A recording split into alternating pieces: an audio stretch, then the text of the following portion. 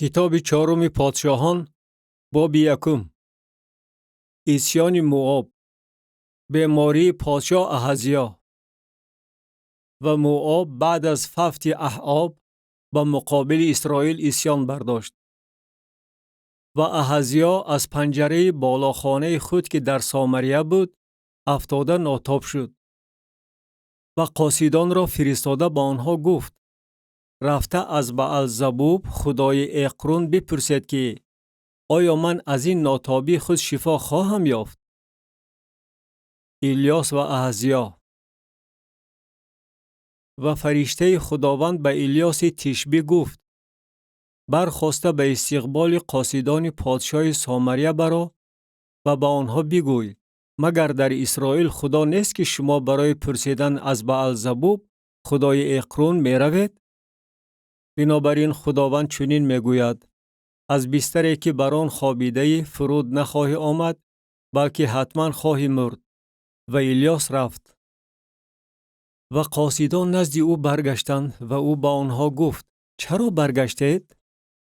و با او گفتند: شخصی به استقبال ما برآمد و به ما گفت: رفته نزد پادشاهی که شما را فرستاده است برگردید و به وی بگویید: خداوند چنین میگوید: مگر در اسرائیل خدا نیست که تو برای پرسیدن از بعلزبوب خدای اقرون میفرستی؟ بنابراین از بستری که بر آن خوابیده فرود نخواهی آمد، بلکه حتما خواهی مرد. و با آنها گفت: نمود آن شخصی که به استقبال شما برآمده این سخنان را به شما گفته است چگونه بود؟ و به او گفتند: وی مردی مویدار بود و کمربند چرمین بر کمرش بسته بود. و او گفت: وی الیاس تشبی بوده است. و میری 50 را با 50 نفرش نزد وی فرستاد. و او نزد وی آمد و اینک وی بر قله کوه نشسته بود و به وی گفت: ای مرد خدا، پادشاه میگوید فرود آی. و الیاس جواب گردانیده به میری 50 گفت: اگر من مرد خدا باشم، بگذار آتش از آسمان فرو ریخته تو را با 50 نفرت بسوزاند. و آتش از آسمان فرو ریخته او را با 50 نفرش سوزانید. و باز میری 50 دیگر را با 50 نفرش نزد وی فرستاد و او به وی سخن رانده گفت: ای مرد خدا، پادشاه چنین میگوید: با زودی فرود آی.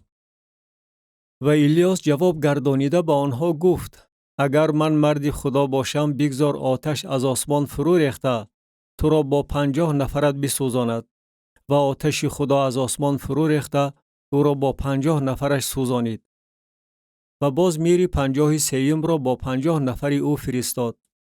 و میری 50 سیوم روانه شده رسید و پیش الیاس بر زانوهایش افتاد و از او زاری التجا نموده گفت: ای مرد خدا، لطفاً جان من و جان این 50 نفر بندگانت در نظر تو عزیز باشد.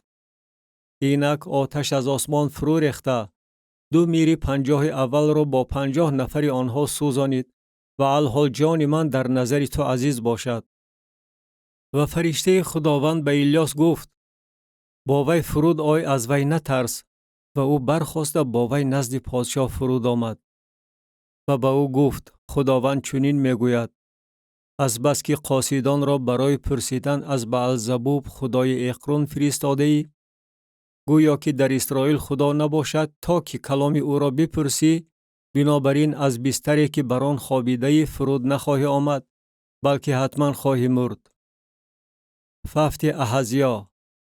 و او بر طبق کلام خداوند که الیاس به زبان رانده بود مرد. و یورام در سال دوم یهورام ابن یهوشافاط پادشاه یهودا به جای او پادشاه شد، چون که او پسر نداشت. و بقیه اعمال احزیا که کرد در کتاب وقایع نامه پادشاهان اسرائیل نوشته شده است. کتاب چهارم پادشاهان باب دوم. با آسمان برآورده شدن الیاس. و هنگامی که خداوند الیاس را در گردباد به آسمان برآوردنی شد، الیاس با الیشا از جلجال می رفت. و الیاس به الیشا گفت: لطفاً در اینجا بمان، زیرا که خداوند مرا به بیتیل فرستاده است. و الیشا گفت به حیات خداوند و به حیات تو قسم که من تو را ترک نخواهم کرد. و آنها به بیتیل فرود آمدند. و بنی انبیایی که در بیتیل بودند نزد الیشا بیرون آمدند و به او گفتند آیا تو میدانی که امروز خداوند آقایت را از بالای سرت خواهد گرفت؟ و او گفت من هم میدانم، خاموش باشید.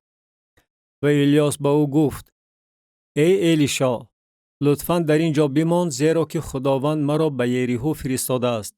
و او گفت به حیات خداوند و به حیات تو قسم که من تو را ترک نخواهم کرد. و آنها به یریحو آمدند. و بنی انبیایی که در یریحو بودند به الیشا نزدیک آمده گفتند آیا تو میدانی که امروز خداوند آقایت را از بالای سرت خواهد گرفت؟ و او گفت من هم میدانم، خاموش باشید. و الیاس به او گفت لطفاً در اینجا بمان، زیرا که خداوند مرا به اردن فرستاده است. و او گفت به حیات خداوند و به حیات تو قسم که من تو را ترک نخواهم کرد. و هر دویشان رفتند. و 50 نفر از بنی انبیا رفته در رو بروی آنها از دور ایستادند و هر دویشان نزد اردن ایستاده بودند. و الیاس ردای خود را گرفته لوله کرد و آب را زد و آن پاره شده به این طرف و آن طرف عقب رفت و هر دویشان در خشکی عبور کردند. و بعد از آن که عبور کردند الیاس به الیشا گفت خواهش نما که برای تو چی کنم پیش از آن که از تو گرفته شوم. و الیشا گفت لطفاً بگذار روح تو بر من دوچند نصیب گردد. و او گفت چیزی مشکل تو خواهش نمودی. اگر ببینی که چگونه من از تو گرفته می شوم برایت چنین خواهد شد وگرنه نخواهد شد. و هنگامی که آنها قدم زده می رفتند و سخن می راندند اینک عرابه آتشین و اسپان آتشین پیدا شده آنها را از یکدیگر جدا کردند و الیاس در گردباد به آسمان صعود نمود. روحی که بر الیاس بود بر الیشا قرار می گیرد. و الیشا این را دیده فریاد زد ای پدرم، پدرم، ای عرابه اسرائیل و سوارانش. و او را دیگر ندید و لباسهای خود را گرفته دو پاره کرد. و ردای الیاس را که از کتفش افتاده بود برداشت و برگشته در ساحل اردن ایستاد. و ردای الیاس را که از کتفش افتاده بود گرفت و آب را زده گفت خداوند خدای الیاس کجاست؟ همین که او نیز آب را زد آن پاره شده به این طرف و آن طرف عقب رفت و الیشا عبور کرد. و بنی انبیایی که در یریحو در روبرویش بودند او را دیده گفتند روح الیاس بر الیشا قرار گرفته است. و به استقبال او آمده به او تا زمین تعظیم کردند. بنی انبیا دانش داشته باشند هم ایمان ندارند. و به او گفتند اینک با بندگانت 50 مردی پرزور هستند، بگذار آنها رفته آقایت را جستجو نمایند.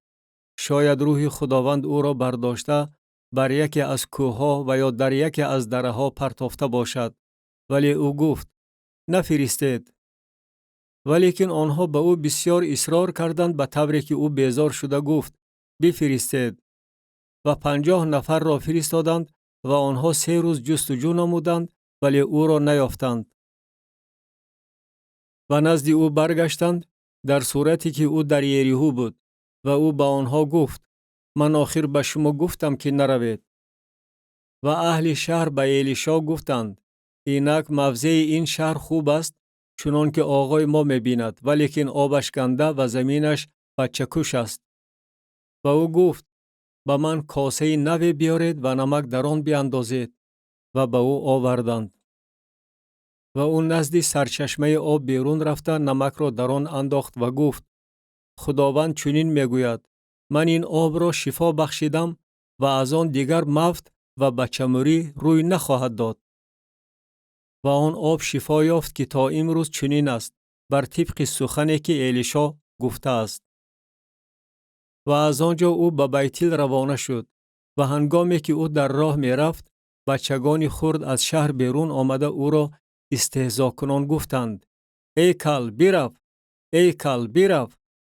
و او به پشتش نگریسته آنها را دید و آنها را به اسم خداوند لعنت گفت و دو خرس از جنگل بیرون آمده از آنها 42 پسر بچه را دریدند و از آنجا او به کوه کرمیل رفت و از آنجا به سامریه برگشت.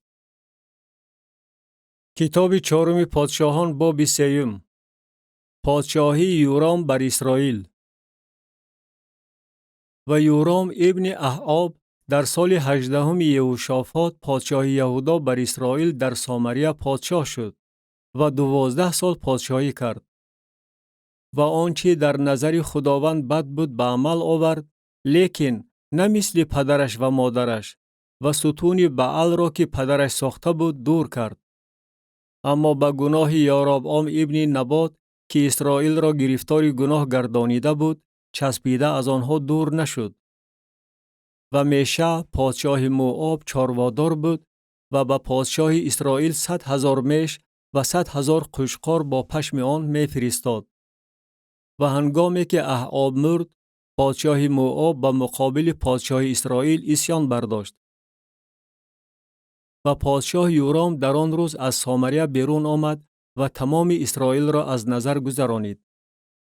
و رفته به یهوشافاط پادشاه یهودا فرستاد و گفت: پادشاه موآب به مقابل من عصیان برداشته است. آیا تو با من به جنگ ضد موآب می روی؟ و گفت: می روم. من مثل تو هستم، قوم من مثل قوم تو، اسپان من مثل اسپان تو. و او گفت: با کدام راه می رویم؟ و گفت: با راه بیابان ادوم. و پادشاه اسرائیل و پادشاه یهودا و پادشاه ادوم روانه شده راه 7 روزه را دور زدند و برای قشون و چارپایانی که همراه آنها بودند آب نبود. الیشا اتفاق یورام و یهوشافاط را مذمت می نماید. و پادشاه اسرائیل گفت: آه خداوند، این 3 پادشاه را دعوت نموده است تا که آنها را به دست موآب بسپارد. و یهوشافاط گفت: آیا نبی خداوند در اینجا نیست تا که به واسطه وی از خداوند بپرسیم؟ و یکی از نوکران پادشاه اسرائیل جواب گردانیده گفت: الیشا ابن شافات که به دست الیاس آب می‌ریخت اینجاست. و یهوشافاط گفت: کلام خداوند با اوست. و پادشاه اسرائیل و یهوشافاط و پادشاه ادوم نزد وی فرود آمدند.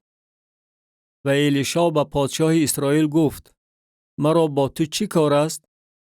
نزد انبیای پدرت و انبیای مادرت برو. و پادشاه اسرائیل به وی گفت: نه، زیرا که خداوند این 3 پادشاه را دعوت نموده است تا که آنها را به دست موآب بسپارد.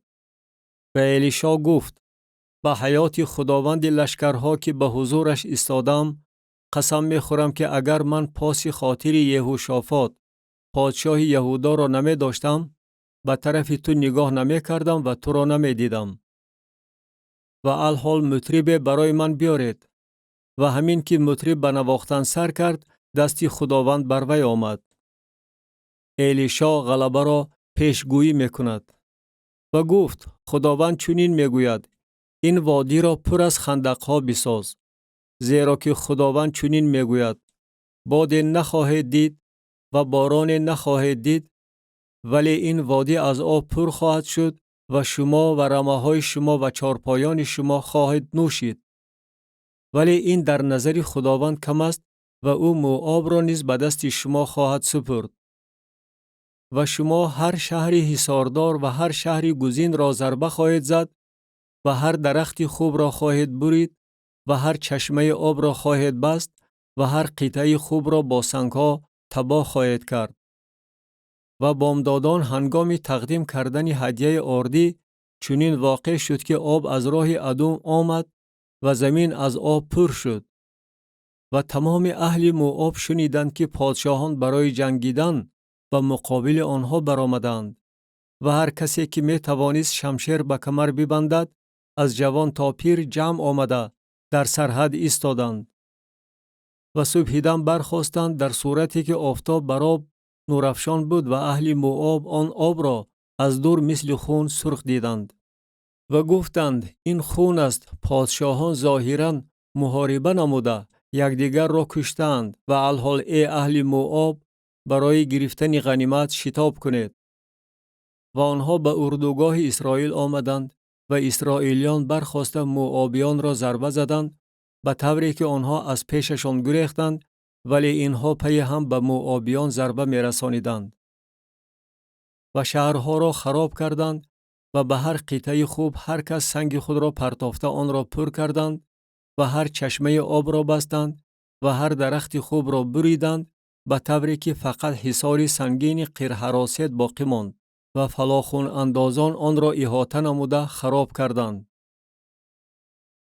و پادشاه موآب دید که جنگ به او سختی میکند و او 700 شمشیرزن را گرفت تا که به طرف پادشاه ادوم زده درآید، ولیکن نتوانستند. و او پسری نخوزاده خود را که میبایست به جایش پادشاه میشد گرفته بر حصار همچون قربانی سوختنی تقدیم کرد و غضب عظیم به مقابل اسرائیلیان به عمل آمد و آنها از او عقب نشسته به زمین خود برگشتند. کتاب چهارم پادشاهان باب 4. معجزه با روغنی که در کوزه بیوزن بود. و زن از زنان بنی انبیا فغان نموده به الیشا گفت: بنده‌ات شوهر من مرد و تو میدانی که بنده‌ات از خداوند میترسید و قرضخواه آمده است که 2 بچه مرا برای خود به غلامی بگیرد. و الیشا به وی گفت: برای تو چی کنم؟ به من بگو که در خانه چی داری؟ وی گفت: چوری تو در خانه جز ظرف با روغن چیزی ندارد. و او گفت: رفته برای خود از بیرون از همه همسایه‌هایت ظرف‌ها بپرس، ظرف‌های خالی که کم نباشد. و آمده در را از پشت خودت و پسرانت ببند و در همه این ظرف‌ها بیرز و آنچه پر شود به کنار بمان.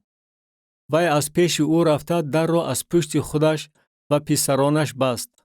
آنها پیش وی می‌گذاشتند، وی می‌ریخت. وقتی که ظرف‌ها پر شد، وی به پسرش گفت: پیش من باز ظرف بمان. و او به وی گفت: ظرف دیگر نیست. و روغن باز ایستاد. وی آمده به مرد خدا نقل نمود و او گفت: رفته روغن را بفروش و قرضهایت را ادا نما و از آنچه باقی بماند تو و پسرانت زندگی خواهید کرد. زنی ثروتمند در شونم.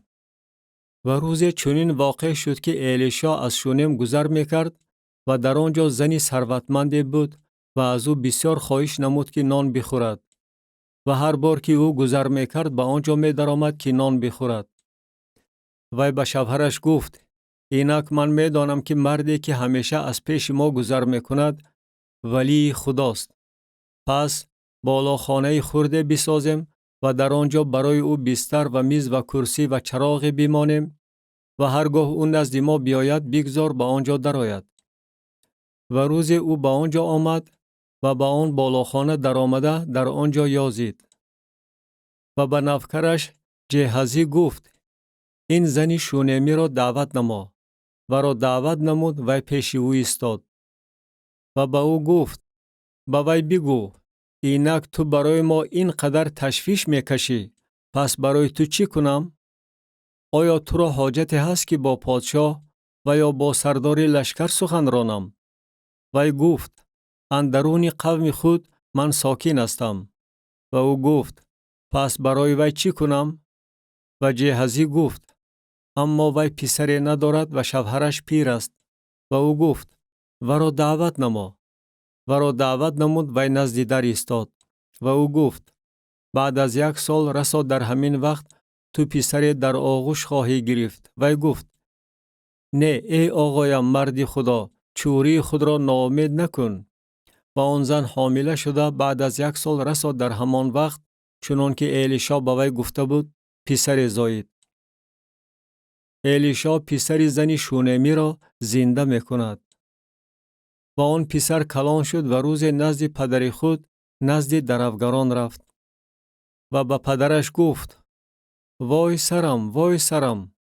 و او به نوکرش گفت: و را نزد مادرش ببر. و را برداشته نزد مادرش آورد و تا پیشین وی بالای زانوهای او نشست و مرد. و او بالا برآمده و را بالای بستر مرد خدا گذاشت و در را از پشتش بسته بیرون آمد. و شوهرش را دعوت نموده گفت: لطفاً یکی از نوکران و یکی از مادخران را نزد من بفرست و من شتابان نزد مرد خدا می روم و بر می گردم. وی گفت: چرا تو امروز که نه نو ماه است و نه شنبه نزد او می روی؟ گفت: سلامتی است. و مادخر را زین کرده به نوکرش گفت: بیران و بیرو و تا به تو نگویم در راندن توقف نکن. و روانه شده نزد مرد خدا به کوه کرمل رسید و همین که مرد خدا او را از دور دید به نوکرش جهازی گفت: این همان زنی شونمی است. الحال لطفاً به استقبال وی دویده به وی بگو: آیا تو صحت سلامت هستی؟ آیا شوهرت سالم است؟ آیا پسرت سالم است؟ وی گفت: سلامتی است.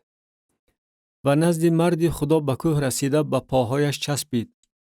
و جهازی نزدیک آمد تا که ورا دور کند، ولی مرد خدا گفت: ورا واگذار، زیرا که جانش تلخ شده است و خداوند از من پنهان داشته به من معلوم نکرده است. وی گفت: آیا پسری از آقایم پرسیده بودم؟ من آخر گفته بودم: مرا ناامید نکن. و او به جهازی گفت: کمر خود را ببند و عصای مرا به دستت گرفته برو. اگر کسی را ببینی سلام نگوی و اگر کسی به تو سلام گوید جوابش نده و عصای مرا بر روی کودک بمان. و مادری کودک گفت: به حیات خداوند و به حیات تو قسم که تو را ترک نخواهم کرد. و او برخاسته از عقب وی روانه شد. و جهازی از آنها پیشتر رفته عصا را بر روی کودک گذاشت، ولیکن نه صدای بود و نه توجه. و به استقبال او برگشت و به او خبر داده گفت: کودک بیدار نشد. و الیشا به آن خانه آمد و اینک کودک مرده بر بستر او گذاشته شده است. و او در آمده در را از پشت هر دویشان بست و سوی خداوند دعا گفت. و برآمده بر کودک خوابید و دهان خود را بر دهان وی و چشمان خود را بر چشمان وی و کفهای دست خود را بر کفهای دست وی گذاشته بر وی یازید و بدن پسر گرم شد. و فرآمده در خانه بار این سو و بار آن سو قدم زد و برآمده بر وی یازید. و کودک 7 کرد عطسه زد و کودک چشمانش را باز کرد. و او جهازی را دعوت نموده گفت: این زنی شونمی را دعوت نما. و را دعوت نمود و چون وی نزدیک او آمد، او گفت: پسرت را بردار. وی نزدیک آمده نزد پایهای او افتاد و تا زمین تعظیم نمود و پسرش را برداشته بیرون رفت. الیشا آش را برای خوردن موافق می گرداند. و الیشا به جلجال برگشت و قحطی در آن زمین بود و بنی انبیا به حضور او نشسته بودند. و او به نوکر خود گفت: دیگی کلان را مانده آش برای بنی انبیا بپز.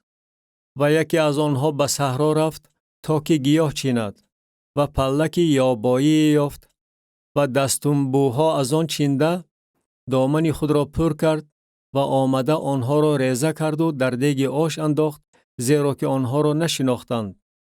و برای آن آدمان آش کشیدند تا که بخورند. و همین که آنها به خوردن شروع کردند فریاد کشیده گفتند: مرگ در دیگ است ای مرد خدا. و نتوانستند بخورند. و او گفت: آرد بیارید. و او آن را در دیگ انداخته گفت: و مردم بیریز تا که بخورند. و هیچ چیزی بد در دیگ نبود. و شخص از بعل شالیشا آمده برای مرد خدا نانی نوبر 20 قرص نانی جو و دانه های تر و تازه جو در لینگچه خود آورد. و او گفت: و مردم بیده تا که بخورند. و نوکرش گفت: این چقدر است که پیش 100 کس بگذارم؟ و او گفت: و مردم بیده تا که بخورند، زیرا که خداوند چنین میگوید: خواهند خورد و از آنها زیادتی خواهد ماند. و پیش آنها گذاشت و آنها خوردند و بر طبق کلام خداوند از آنها زیادتی ماند. کتاب 4 پادشاهان باب 5. شفا یافتن نعمان. و نعمان سردار لشکری پادشاه ارم به حضور آقای خود شخص بزرگ و محترم بود، زیرا که به واسطه وی خداوند به ارم غلبه بخشیده بود و این شخص پهلوانی دلیر ولی مخوی بود. و فوجهای ارمیان بیرون آمده دختری خرده را از زمین اسرائیل اسیر کردند و او پیش زن نعمان خدمت میکرد. و او به خاتون خود گفت: کاش که آقایم پیش نبی که در سامریه است میرفت که وی او را از مخوش شفا میداد. و او آمد و به آقای خود خبر داده گفت: دختری که از زمین اسرائیل است چنین و چنان میگوید. و پادشاه ارم گفت: بیا برو و من به پادشاه اسرائیل مکتوب میفرستم. و او رفته 10 کیکر نقره و 6000 سیقل طلا و 10 دسته لباس به دست خود گرفت.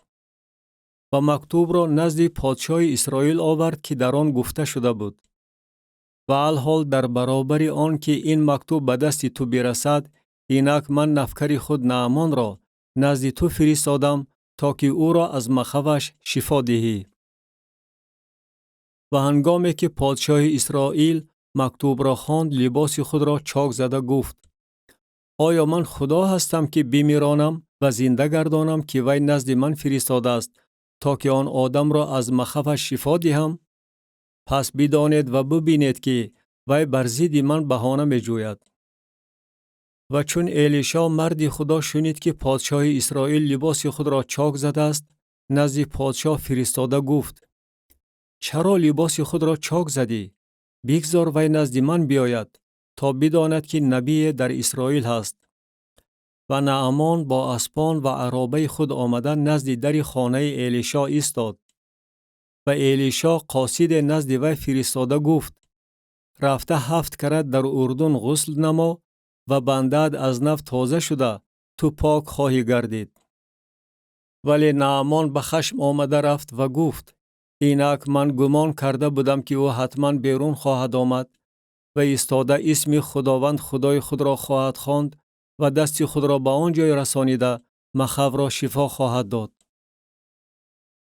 آیا امانا و فرفر نهرهای دمشق از همه آبهای اسرائیل بهتر نیست؟ آیا من نمی توانستم در آنها غسل نموده پاک شوم؟ و او تاب خورده با غضب رفت. و نوکرانش نزدیک آمده و به او سخن رانده گفتند: ای پدرم، اگر نبی به تو چیزی بزرگ می گفت آیا نمی کردی؟ خصوصا که وی به تو گفته است غسل نموده پاک شو.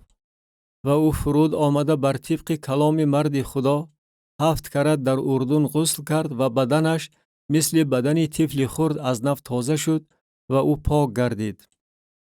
و او با همه همراهانش نزد مرد خدا برگشت و پیش او آمده ایستاد و گفت: اینک اکنون دانستم که خدای در تمام زمین نیست جز آن که در اسرائیل است.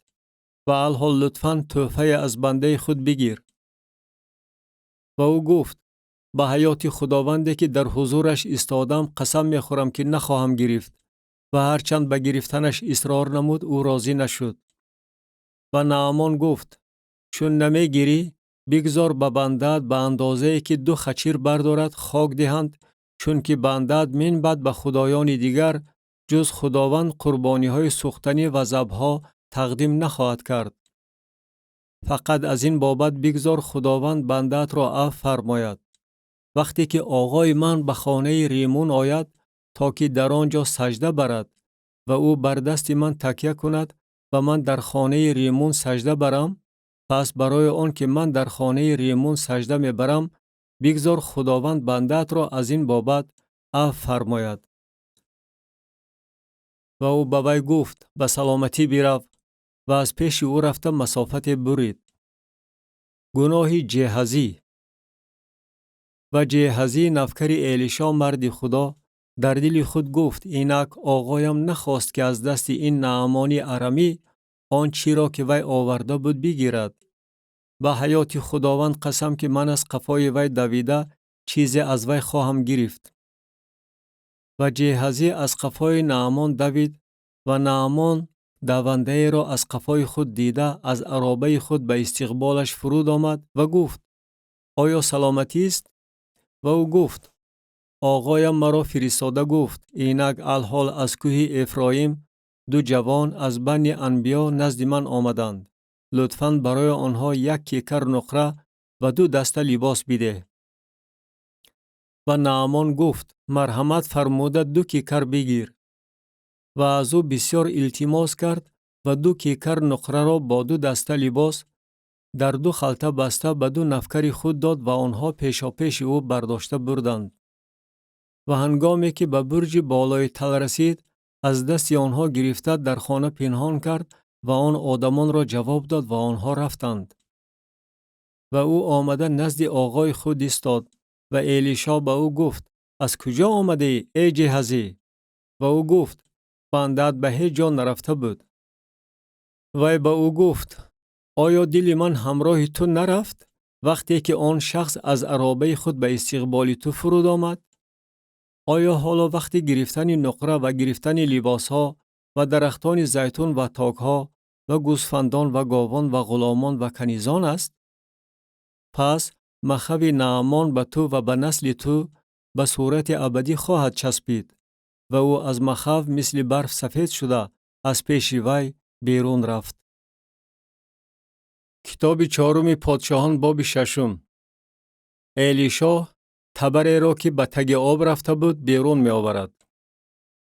و بنی انبیا به الیشا گفتند اینک مکانی که به حضور تو در آن ساکنیم برای ما تنگ است. لطفاً ما نزد اردن برویم و هر یک غوله چوب از آنجا بگیریم و مکانی برای خود در آنجا بسازیم تا که در آن سکونت نماییم.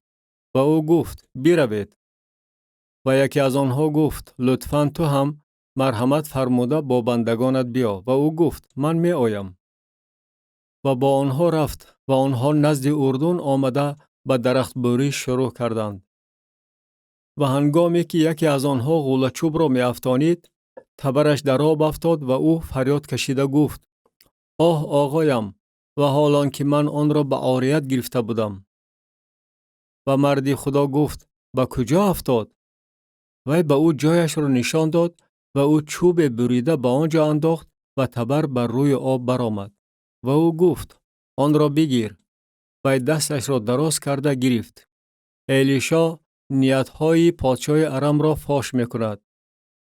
و پادشاه ارم با اسرائیل جنگ میکرد و با نفکرانش مشورت نموده گفت در فلان جا اردوگاه من خواهد بود. و مرد خدا به پادشاه اسرائیل فرستاده گفت احتیاط نما که از اینجا نگذری زیرا که ارمیان در آنجا اردو زدند. و پادشاه اسرائیل به مکانی که مرد خدا درباره آن به او خبر داده و او را تأکید کرده بود فرستاده در آنجا نه یک بار و نه دو بار احتیاط نمود. و دل پادشاه ارم از باعث این در اضطراب افتاد و او نفکرانش را دعوت نموده به آنها گفت آیا به من خبر نمی دهید که از بین ما کیست که با پادشاه اسرائیل رابطه دارد؟ و یکی از نفکرانش گفت ای آقایم پادشاه چنین نیست بلکه الیشای نبی که در اسرائیل است به پادشاه اسرائیل سخنانی را که تو در خانه خواب خود میگویی خبر میدهد. و او گفت رفته ببینید که وی کجاست و من میفرستم تا که وی را بگیرم. و با او خبر داده گفتند اینک وی در دوتان است. و او به آنجا اسبان و عرابه ها و قشون بزرگ روانه کرد و آنها شبانه آمده شهر را احاطه کردند. و بامدادان خدمتگار مرد خدا برخاسته بیرون آمد و اینک قشون با اسبان و عرابه ها شهر را احاطه کردند. و خدمتگارش به او گفت آه آقایم چی کنیم؟ و او گفت نترس زیرا آنهایی که با مایند از آنهایی که با اینهایند بیشترند. و الیشا دعا خوانده گفت ای خداوند لطفاً چشمان ورا بگشا تا که ببیند. و خداوند چشمان نفکر را گشاد و او دید و اینک کوه گرداگرد الیشا از اسبان و عرابه های آتشین پر بود. الیشا ارمیان را به سامریه روانه می کند. و آنها نزد او فرود می آمدند و الیشا سوی خداوند دعا خوانده گفت لطفاً این آدمان را به کوری گرفتار نما. و او آنها را بر طبق کلام الیشا به کوری گرفتار کرد. و الیشا به آنها گفت راه این نیست و شهر این نیست. از قفایم بیایید و شما را سوی کسی که جستجو می نماید خواهم برد. و آنها را به سامریه برد. و هنگامی که آنها به سامریه رسیدند، الیشا گفت ای خداوند، چشمان آنها را بگشا تا که ببینند. و خداوند چشمان آنها را گشاد و آنها دیدند و اینک اندرون سامریه بودند. و پادشاه اسرائیل آنها را دیده به الیشا گفت ای پدرم، آیا آنها را ضربه زنم؟ و او گفت ضربه نزن، مگر آنها را با شمشیر و کمان خود اسیر کرده ای که میخواهی ضربه زنی؟ نان و آب پیش آنها بمان تا که بخورند و بنوشند و نزد آقای خود بروند. و برای آنها ضیافت کلان مهیا نمود و آنها خوردند و نوشیدند و آنها را فرستاد و آنها نزد آقای خود رفتند. و فوجهای ارم دیگر به زمین اسرائیل تاخت نآوردند. و بعد از آن چنین واقع شد که بن-حدد پادشاه ارم تمام لشکر خود را جمع کرد و برآمده سامریه را محاصره نمود. و قحطی سخت در سامریه بود و اینک آن را محاصره کرده بودند، به طوری که کله خر به بهای 80 سیقل نقره فروخته می شد و 4 قب سرگین کفتر به بهای 5 سیقل نقره. و روز پادشاه اسرائیل بر حصار گذر می کرد، زن سوی او فریاد کشیده گفت ای آقایم پادشاه، مدد کن. و او گفت اگر خداوند به تو مدد نکند، من از کجا به تو مدد کنم؟ آیا از خرمن یا از چرخوشت؟ و پادشاه به وی گفت تو را چی شد؟ و گفت این زن به من گفت پسر خود را بده تا که امروز او را بخوریم و پسر مرا فردا خواهیم خورد. و پسر مرا پختیم و او را خوردیم. و روز دیگر من به وی گفتم پسر خود را بده تا که او را بخوریم، ولی وی پسر خود را پنهان کرد. همین که پادشاه سخنان زن را شنید، لباس خود را چاک زد و او بر حصار گذر میکرد و قوم دیدند که اینک بر بدنش از تک پلاس بود. و او گفت خدا به من چنین و زیاده از این بکند که اگر سری الیشا ابن شافات امروز بر تنش بماند، الیشا از خطر بی‌ضابطه نمی شود. و الیشا در خانه خود نشسته بود و پیران همراه او نشسته بودند. و پادشاه کسی را از جانب خود فرستاد.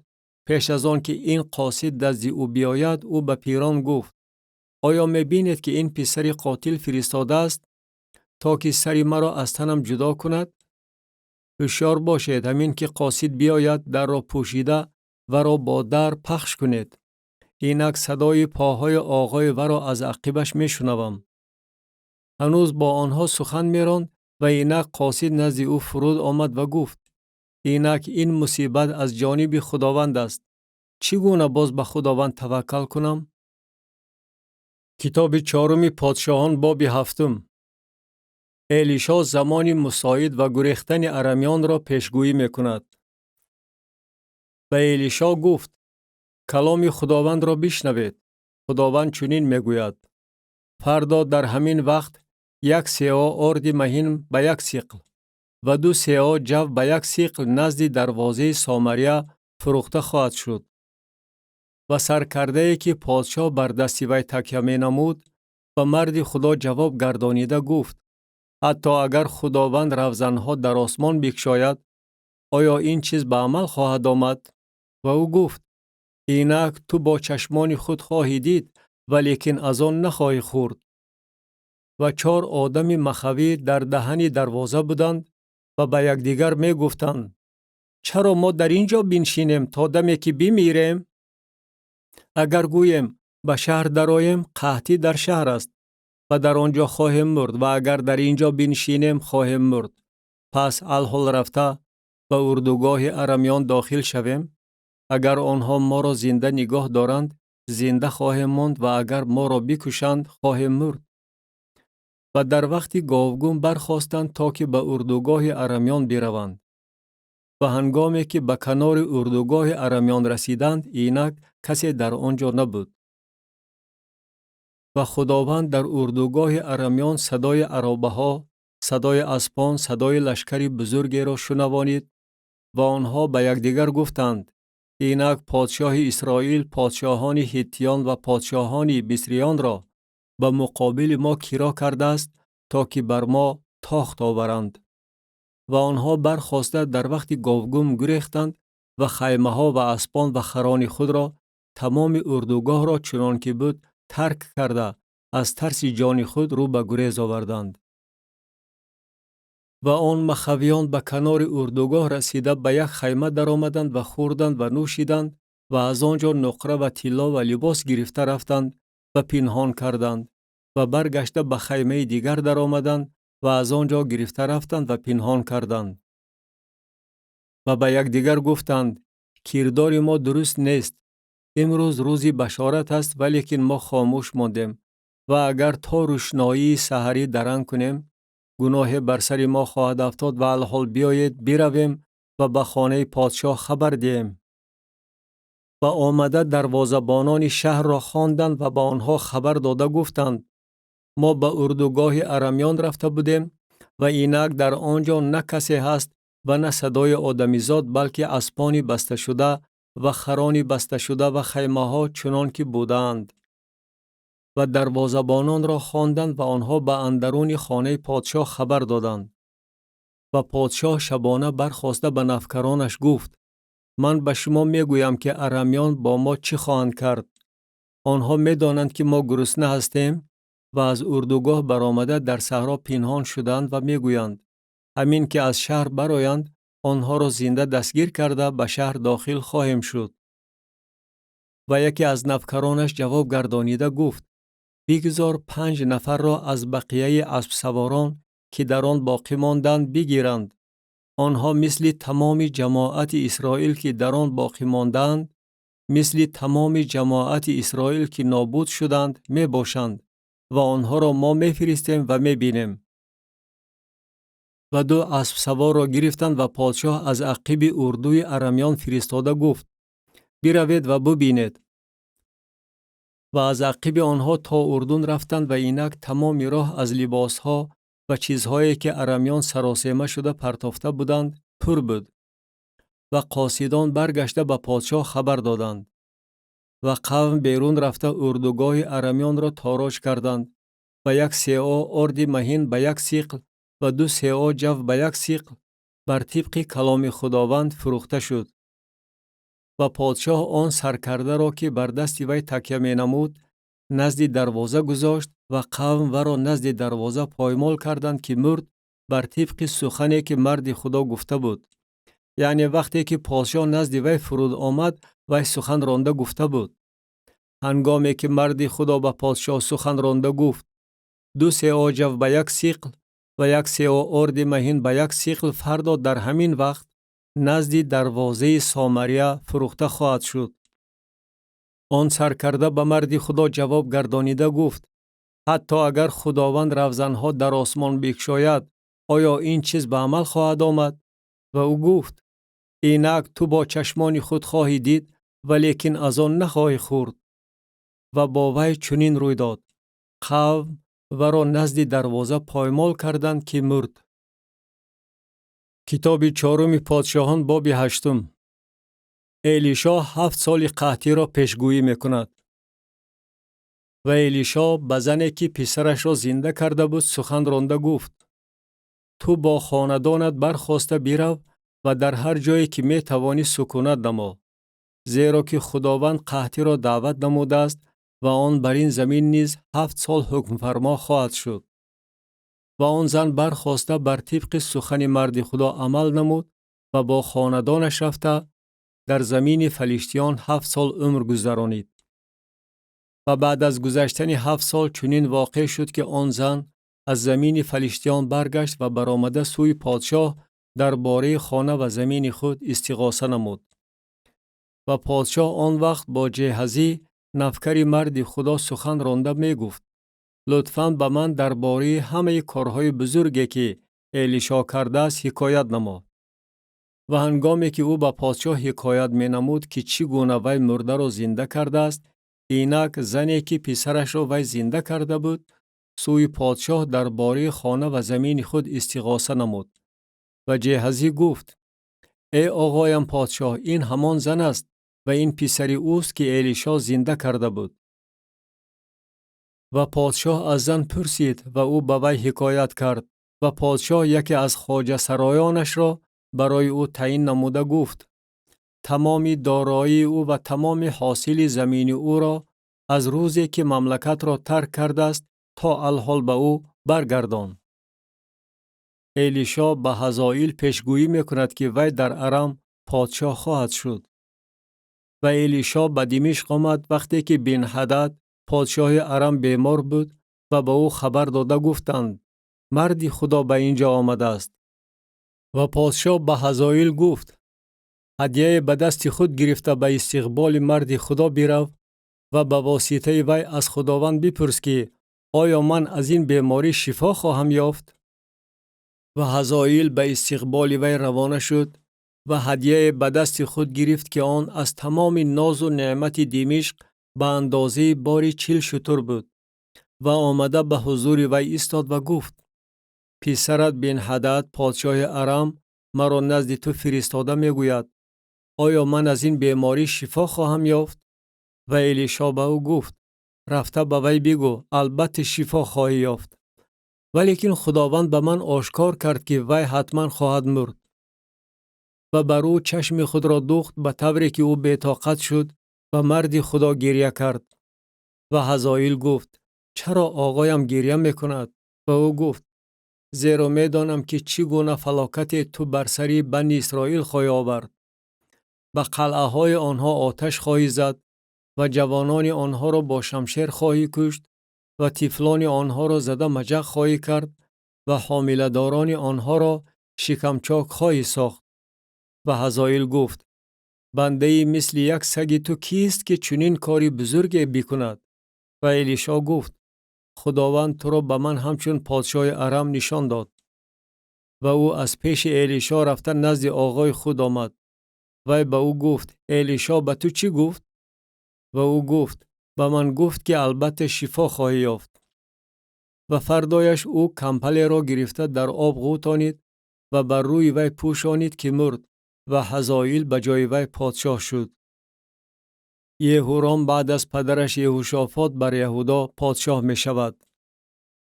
و در سال 5 یورام ابن احاب پادشاه اسرائیل هنگامی که یهوشافاط هنوز پادشاه یهودا بود یهورام ابن یهوشافاط پادشاه یهودا به پادشاهی شروع نمود.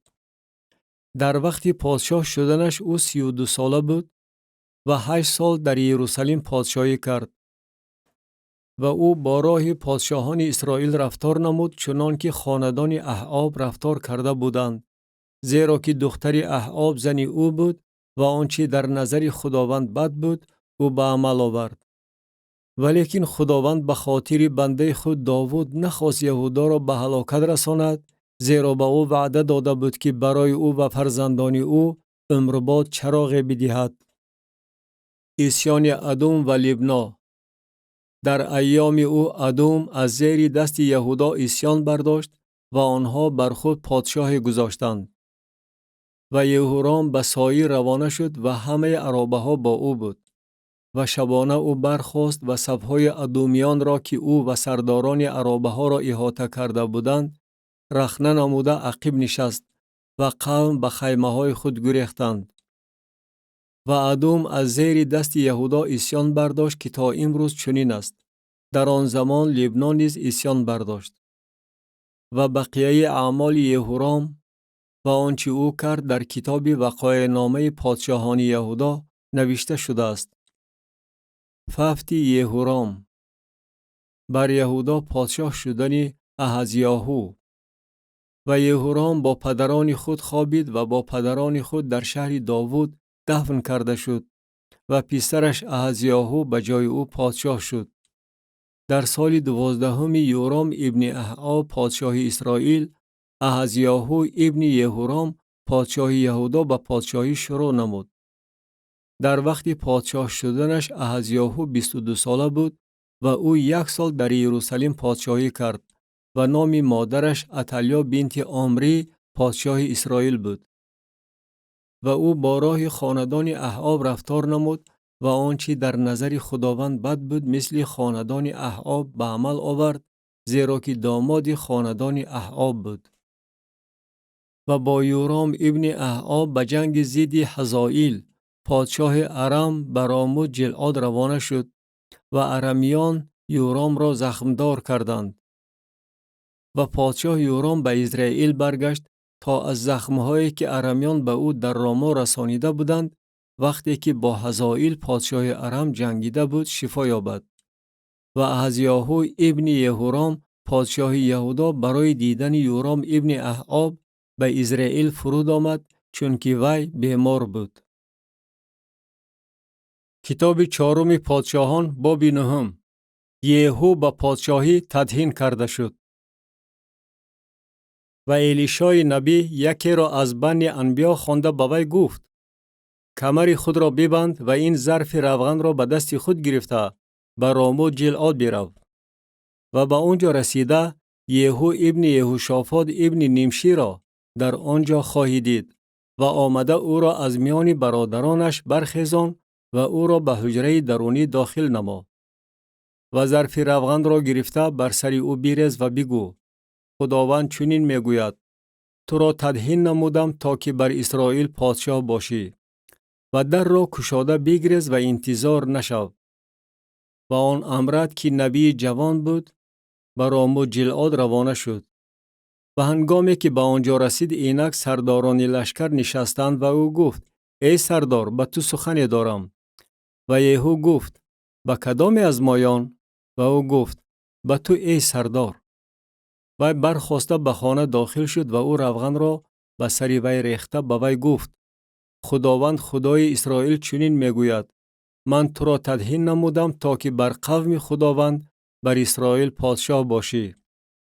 و تو خاندان آقای خود احعاب را نیست خواهی کرد تا که من انتقام خون بندگان انبیا و خون همه بندگان خداوند را از دست ایزابل بگیرم. و تمام خاندان احعاب به هلاکت خواهند رسید و من از احعاب هر نرینه را خواه بندی و خواه آزاد در اسرائیل باشد محو خواهم کرد.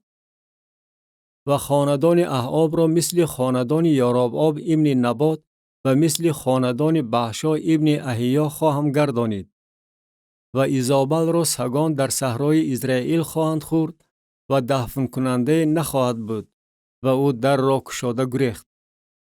و یهو نزد نفکران آقای خود برآمد و کسی به او گفت: آیا سلامتی است؟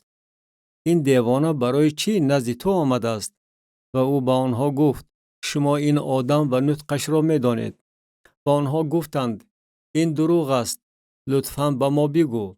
و او گفت: وی چنین و چنان به من سخن رانده گفت. خداوند چنین میگوید: من تو را تدهین نمودم تا که بر اسرائیل پادشاه باشی. و آنها شتاب نموده هر یک لباس خود را در تگ او بر بلندی زینه پایه گذاشتند و شاخ نواخته گفتند: یهو پادشاه شد. یهو یورام را میکشد. و یهو ابن یهوشافاط ابن نیمشی بر یورام سوی خس کرد. و یورام با تمام اسرائیل راموت جلعاد را از حزائیل پادشاه ارم نگهبانی می نمود. ولی پادشاه یورام به اسرائیل برگشته بود تا از زخمهایی که ارمیان به او رسانیده بودند وقتی که با حزائیل پادشاه ارم می جنگید شفا یابد. و یهو گفت: اگر دل شما این است بگذار هیچ کس از شهر بیرون نبراید تا که به اسرائیل رفته خبر دهد. و یهو به اسب سوار شده به اسرائیل رفت چون که یورام در آنجا خوابیده بود. و احزیاهو پادشاه یهودا برای دیدن یورام آمده بود. و دیدبان بر برج اسرائیل استاده بود و ازدحام یهو را در وقت آمدن وی دیده گفت: من ازدحام می بینم. و یورام گفت: سوار را گرفته به استقبال آنها بفرست تا که بپرسد: آیا سلامتی است؟ و اسب سوار به استقبال او رفته گفت: پادشاه چنین میگوید: آیا سلامتی است؟ و یهو گفت: تو را با سلامتی چی کار است؟ از قفای من بیا. و دیدبان خبر داده گفت: قاصد نزد آنها رسید ولی برنگشت. و اسب سوار دویم را فرستاد و او نزد آنها آمده گفت: پادشاه چنین میگوید: آیا سلامتی است؟ و یهو گفت: تو را با سلامتی چی کار است؟ از قفای من بیا. و دیدبان خبر داده گفت: وی نزد آنها رسید ولی برنگشت و اسپرانی یهو ابن نیمشی مانند است، زیرا که وی با شدت اسب میراند. و یورام گفت: ببند. و عرابه او را بستند. و یورام پادشاه اسرائیل و احزیاهو پادشاه یهودا هر یک بر عرابه خود بیرون رفتند و به استقبال یهو بیرون رفته در قطعه نابوت اسرائیلی با او واخوردند. و هنگامی که یورام یهو را دید گفت: ای یهو، آیا سلامتی است؟ و او گفت: چگونه سلامتی خواهد بود در صورتی که زیناکاری های مادرت ایزابل و جادوگری های وی اینقدر بسیار است؟ و یورام دستهایش را گردانیده رو به گریز آورد و به احزیاهو گفت: ای احزیاهو، خیانت است. و یهو دستش را بر کمان گذاشته یورام را در میان شانه های کتفش تیر زد و تیر از دلش گذشته بیرون آمد و او در عرابه خود افتاد. و یهو به سرکرده خود بیدقر گفت: و را برداشته در قطعه زمین نابوت اسرائیلی بپرتا و به یاد آور که چگونه من و تو با جفتهای سواران از قفای پدر وی احعاب روانه بودیم و چگونه همان خداوند در حق وی این وحی را به زبان رانده بود. براستی خون نابوت و خون پسرانش را من دیروز دیدم، میگوید خداوند، و در این قطعه زمین به تو پاداش خواهم داد، میگوید خداوند. و الحال و را برداشته بر طبق کلام خداوند در این قطعه بپرتا. قتل احزیاهو. و احزیاهو پادشاه یهودا این را دیده با راه بیت حجن رو به گریز آورد و یهو او را تعقیب نموده گفت: او را نیز بزنید. و او را در عرابه‌اش بر تل جور که نزد ابلیعام است زخمدار کردند و او تا مجدو گریخته در آنجا مرد. و نوکرانش او را با عرابه به یروشلیم آوردند و او را در مقبره خودش با پدرانش در شهر داوود دفن کردند. و در سال 11 یورام ابن احعاب احزیاهو بر یهودا پادشاه شد. قتل ایزابل. و یهو به اسرائیل آمد و ایزابل این را شنیده به چشمانش سرمه کشید و سر خود را زینت داده از تیریزه نگریست. و هنگامی که یهو به دروازه داخل شد وی گفت: آیا تو را ای زمری کشنده آقای خود سلامتی خواهد بود؟ و او روی خود را سوی تیریزه برداشته گفت: کیست که پیروی من باشد؟ کیست؟ و 2-3 نفر از خواجه سرایان سوی او نگریستند و او گفت: و را بیرون پرتایید. و آنها و را بیرون پرتافتند و خون وی بر دیوار و بر اسپان پاش خورد و او و را لگدکوب کرد. و او در آمده خورد و نوشید و گفت: با آن لعنتی توجه نموده و را دفن کنید، چون که وی دختری پادشاه است. و برای دفن کردنش رفتند، ولی غیر از کاسه سر و پایها و کفهای دست چیزی از وی نیافتند. و برگشته به او خبر دادند و او گفت: این کلام خداوند است که به واسطه بنده خود الیاس تشبی سخن رانده گفته است: در قطعه زمین اسرائیل سگان گوشت ایزابل را خواهند خورد. و لاشه ایزابل بر روی صحرا در قطعه اسرائیل مثل سرگین گردیده بود، به طوری که کسی نمی توانست بگوید این ایزابل است. کتاب 4 پادشاهان باب 10. داوری بر خاندان احعاب. و احعاب در سامریه 70 پسر داشت. و یهو مکتوبها نوشته به سامریه و سروران اسرائیل و پیران و مربیان بنی احعاب فرستاده گفت: و الحال وقتی که این مکتوب به شما برسد، در صورتی که پسران آقای شما با شما می باشند و عرابه ها و اسپان و شهر حصاردار و اسلحه با شماست، شما بهترین و مناسبترین پسر آقای خود را انتخاب نموده بر تخت پدرش بنشانید و برای خاندان آقای خود بجنگید. ولی آنها نهایت درجه هراسان شده گفتند: اینک دو پادشاه نتوانستند پیش او ایستادگی کنند، پس ما چگونه ایستادگی خواهیم کرد؟ و ناظر خانه و سردار شهر و پیران و مربیان فرستاده گفتند: ما بندگان تو هستیم و هرچی به ما امر فرمایی بجا خواهیم آورد. ما هیچ کس را پادشاه نخواهیم کرد، آنچه در نظرت پسند باشد بکن. و او بار دویم به آنها مکتوب نوشته گفت: اگر شما با من بوده با آواز من اطاعت میکرده باشید، کله های پسران آقای خود را بگیرید و فردا در همین وقت نزد من به اسرائیل بیایید. و پسران پادشاه 70 نفر بودند که آنها را بزرگان شهر تربیت می نمودند. و هنگامی که مکتوب به آنها رسید، آنها پسران پادشاه را گرفتند و 70 نفر را کشتند و کله های آنها را در سبدها گذاشته نزد او به اسرائیل فرستادند. و قاصد آمد و به او خبر داده گفت: کله های پسران پادشاه را آوردند. و او گفت: آنها را 2 غرم کرده در دهن دروازه تا صبح بمانید. و صبح دم او بیرون آمده ایستاد و به تمام قوم گفت: شما عادل هستید. اینک من به مقابل آقای خود سوء قصد نموده او را کشتم، ولی کیست که همه اینها را کشته است؟ پس بدانید که از کلام خداوند که خداوند درباره خاندان احاب به زبان رانده است، حرف بر زمین نخواهد افتاد و خداوند آنچه را که به واسطه بنده خود الیاس گفته بود به عمل آورد.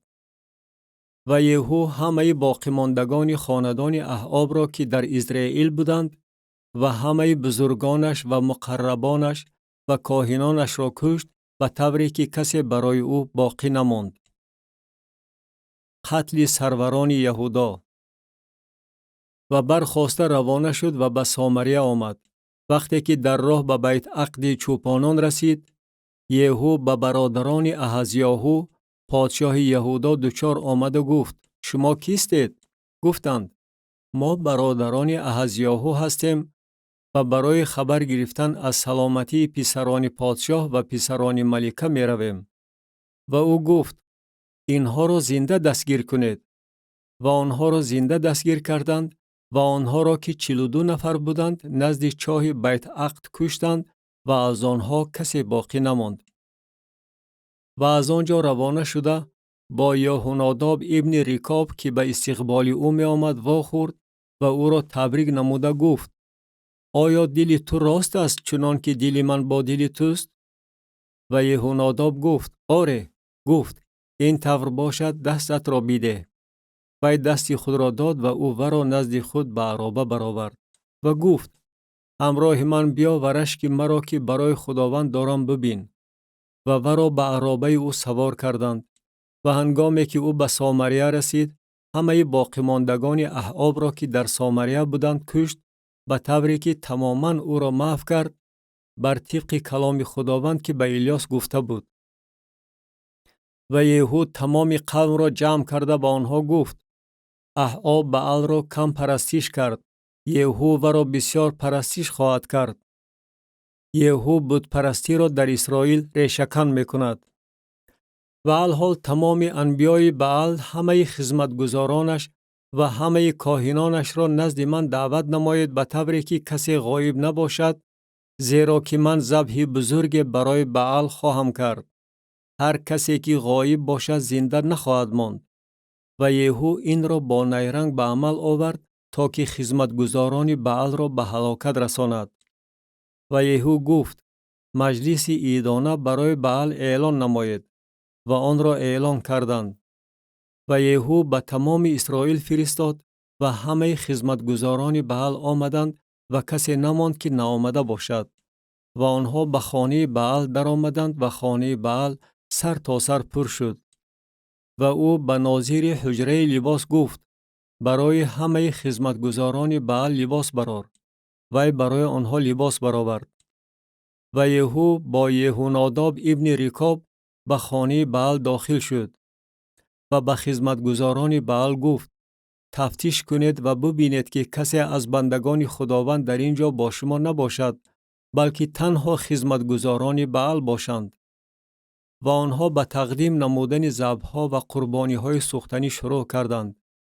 و یهو برای خود در بیرون 80 کس را گذاشته گفت: اگر از کسانی که من به دست شما بسپارم یک نفر رهایی یابد، جانتان به جای جان وی خواهد بود. و هنگامی که تقدیم کردن قربانی‌های سوختنی به انجام رسید، یهو به شاطران و سرکردگان گفت: در آمده آنها را بکشید و یک نفر هم بیرون نآید. و آنها را به دم شمشیر کشتند و شاطران و سرکردگان آنها را برآورده پرتافتند و به شهر اندرون خانه بعل برگشتند. و ستونهای خانه بعل را بیرون آورده سوزانیدند و هیکل بعل را شکستند و خانه بعل را خراب کردند و آن را به اخلاجای تبدیل دادند که تا امروز چنین است. و یهو بعل را از اسرائیل نیست کرد. اما یهو از گناههای یاربعام ابن نبات که اسرائیل را گرفتار گناه گردانیده بود، یعنی از گساله های طلا که در بیتیل و در دان بود، دور نشد. از بس که تو آنچه را که در نظر من مقبول بود نقض اجرا کردی و هرچی را که در دل من بود در حق خاندان احاب به عمل آوردی، بنابراین پسرانت تا نسل چهارم بر تخت اسرائیل خواهند نشست. ولیکن یهو سعی و کوشش نکرد که شریعت خداوند خدای اسرائیل را با تمام دل خود پیروی نماید. او از گناههای یاربعام که اسرائیل را گرفتار گناه گردانیده بود دور نشد. تنزل اقتدار اسرائیل و فوت یهو. در آن ایام خداوند به قطع کردن اسرائیل شروع نمود و حزائیل آنها را در تمام حدود اسرائیل ضربه میزد. از اردن به طرف طلوع آفتاب تمام زمین جلعاد، جادیان و ریوبینیان و منشیان را از اروئیر که بر نهر ارنون است و جلعاد و باشان و بقیه اعمال یهو و هرچی او کرد و تمام کارنمایی او در کتاب وقایع نامه پادشاهان اسرائیل نوشته شده است. و یهو با پدران خود خوابید و او را در سامریه دفن کردند و پسرش یهوآحاز به جای او پادشاه شد. و ایامی که یهو بر اسرائیل در سامریه پادشاهی کرد 28 سال بود. کتاب چهارم پادشاهان باب 11. هلاکت نسل پادشاه. تنها یهوآش رهایی یافت. و اتالیا مادر احزیاهو چون دید که پسرش مرد، برخاسته تمام نسل پادشاه را نیست و نابود کرد. ولی یهوشابه دختر پادشاه یهورام که خواهر احزیاهو بود، یهوآش ابن احزیاهو را گرفت و او را از میان پسران پادشاه که کشته شدند دزدیده او را با شیردارش به خانه خوابگاه برد و او را از اتالیا پنهان کردند و او کشته نشد. و او با وی در خانه خداوند 6 سال پنهان بود، در صورتی که اتالیا بر مملکت پادشاهی میکرد. و در سال 7 یهویادا فرستاده میر صدهای کریتیان و شاطران را گرفت و آنها را نزد خود به خانه خداوند آورده با آنها عهد بست و آنها را در خانه خداوند قسم داده پسر پادشاه را به آنها نشان داد. و با آنها امر فرموده گفت: این است کاری که شما باید به جا آورید. 3 شما، یعنی آنهایی که در شنبه می آیند، نزد خانه پادشاه پاسبانی خواهید کرد. و 3 شما نزد دروازه سور و 3 شما نزد دروازه شاطران و پاسبانی خانه را نوبت به نوبت به عمل خواهید آورد. و 2 قسم شما، یعنی همه آنهایی که در شنبه بیرون می روند، نزد خانه خداوند از برای پادشاه پاسبانی خواهید کرد. و پادشاه را از هر طرف احاطه نماید، در حالتی که هر یکی را اسلحه‌اش در دستش باشد و هر کسی که از میان صفهای شما زده درآید باید کشته شود. و هنگامی که پادشاه بیرون می رود و داخل می شود شما نزد او خواهید بود. و میر صدها هر آنچه یهویادای کاهن امر فرمود و جا آوردند و هر یک آدمان خود را، هم آنهایی را که در شنبه می آیند و هم آنهایی را که در شنبه بیرون می روند گرفتن نزد یهویادای کاهن آمدند. و کاهن نیزه ها و سپرهای پادشاه داوود را که در خانه خداوند بود به میرثدها داد. و شاطران هر یک اسلحه‌اش در دستش از طرف راست خانه تا طرف چپ خانه نزد قربانگاه و نزد خانه گرداگرد پادشاه ایستادند. و او پسر پادشاه را بیرون آورده تاج و شهادات بر او گذاشت و او را پادشاه کرده تدهین نمودند و قرصک زده گفتند زنده باد پادشاه. قتل اتالیا. و اتالیا آواز قوم دونده را شنیدن نزد قوم به خانه خداوند آمد و دید که اینک پادشاه از روی تعامل بر منبر ایستاده است و سروران و کرنیها نزد پادشاه می باشند و تمام قوم مملکت شادی می کنند و کرنی می نوازند. و اتالیا لباسش را چاک زده داد گفت سوی قصد، سوی قصد. و یهویادای کاهن به میرثدها که سرداران قشون بودند امر فرمود و را به میان صفها بیرون آورید و هر کسی را که از عقب وی برود با شمشیر بکشید، زیرا کاهن گفته بود که وی در خانه خداوند کشته نشود. و به وی راه دادند و از راهی که اسبان به خانه پادشاه داخل می شدند گذشته رفت و در آنجا کشته شد. و یهویادا در میان خداوند و پادشاه و قوم عهد بست تا که قوم خداوند باشند و همچنین در میان پادشاه و قوم.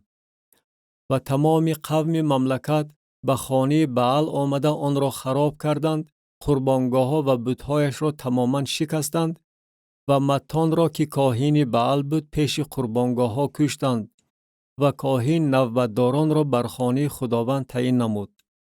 و میرثدها و کریتیان و شاطران و تمام قوم مملکت را گرفت و آنها پادشاه را از خانه خداوند فرود آوردند و با راه دروازه شاطران به خانه پادشاه داخل شدند و او بر تخت پادشاهان بنشست. و تمام قوم مملکت شادی کردند و شهر آرام یافت. و اتالیا را در خانه پادشاه با شمشیر کشتند. در وقت پادشاه شدنش یهوآش 7 ساله بود. کتاب چهارم پادشاهان باب 12. پادشاهی یهوآش. در سال 7 یهوآش پادشاه شد و 40 سال در یروشلیم پادشاهی کرد و نام مادرش سیویا از بیرشابه بود. و یهوآش آنچه را که در نظر خداوند مقبول بود به عمل آورد تا دمی که یهویادای کاهن او را تعلیم می‌داد. اما بلندی ها باطل کرده نشد. قوم هنوز بر بلندی ها قربانی می‌کردند و بخور می‌سوزانیدند. و یهوآش به کاهنان گفت تمام نقره وقف را که به خانه خداوند آورده می شود، چنانچه نقره سرشماری، نقره نظر کسی موافق قیمت نفوس، هر نقره که کسی به دلخواه خود به خانه خداوند می آورد، کاهنان هر یک از شناس خود بگیرند و رخنه های خانه را در هر جایی که رخنه یافت شود تعمیر نمایند. ولی از بس که تا سال 23 پادشاه یهوآش کاهنان رخنه های خانه را تعمیر نکرده بودند، پادشاه یهوآش یهویادای کاهن و کاهنان را دعوت نموده با آنها گفت چرا شما رخنه های خانه را تعمیر نمی کنید و الحال نقره را از شناس های خود نگیرید، بلکه آن را برای رخنه های خانه بدهید. و کاهنان راضی شدند که نه نقره را از قوم بگیرند و نه رخنه های خانه را تعمیر نمایند. تعمیر خانه خداوند. و یهویادای کاهن صندوق گرفته سوراخ در سرپوش آن کرد و آن را نزد قربانگاه از طرف راست در سر راهی که مردم به خانه خداوند می درآمدند گذاشت و کاهنان آستانبان تمام نقره را که به خانه خداوند آورده می شد در آن می انداختند. و چون می دیدند که در صندوق نقره بسیار شده است، کاتب پادشاه و سرکاهن آمده نقره در خانه خداوند یافت شده را در همیانها می انداختند و می شمردند. و نقره شمرده شده را به دست سرکارانی که بر خانه خداوند تعیین شده بودند می سپردند و آنها آن را به دوریدگران و بیناکارانی که در خانه خداوند کار می کردند صرف می نمودند و همچنین به گیلکاران و سنگ تراشان و برای خریدن چوب و تخته و سنگ‌های تراشیده شده از بهر تعمیر رخنه‌های خانه خداوند و به هر چیزی که برای تعمیر خانه صرف می شد. اما از نقره‌ای که به خانه خداوند می آوردند برای خانه خداوند تاس‌های نقره، آتشگیرک‌ها، کاسه‌ها، کرنی‌ها، هر نوع ظرف طلا و ظرف نقره ساخته نشد، بلکه آن را به سرکاران می دادند تا که خانه خداوند را با آن تعمیر نمایند. و از کسانی که نقره را به دستشان می سپردند تا که به سرکاران بدهند حسابات طلب نمی کردند، زیرا که آنها از روی وجدان عمل می کردند. نقره قربانی جرم و نقره قربانی گناه ها به خانه خداوند دخل کرده نمی شد. آن از آن کاهنان بود. ارمیان جت را ضبط می کنند. ففت یهوآش. آنگاه حزائیل پادشاه ارم لشکر کشیده با جت جنگ کرد و آن را ضبط نمود و حزائیل نیت داشت که به یروشلیم لشکر کشد. ولی یهوآش پادشاه یهودا همه چیزهای وقف شده را که پدرانشان یهوشافات و یهورام و احزیاهو پادشاهان یهودا وقف کرده بودند و چیزهای وقف کرده خودش و تمام طلای را که در خزائن خانه خداوند و خانه پادشاه یافت شد گرفته به حزائیل پادشاه ارم فرستاد و او از یروشلیم عقیب گشت. و بقیه اعمال یهوآش و هرچی او کرد در کتاب وقایع نامه پادشاهان یهودا نوشته شده است. و نوکرانش قیام نموده سوی قصد کردند و یهوآش را در بیت میلو در راهی که سوی سیلا می فراید کشتند. و نوکرانش یوزاخار ابن شمعات و یوزاباد ابن شومر او را ضربه زدند و او مرد و او را با پدرانش در شهر داوود دفن کردند و پسرش امسیا به جای او پادشاه شد. کتاب چهارم پادشاهان باب 13. بر اسرائیل پادشاه شدن یهوآحاز.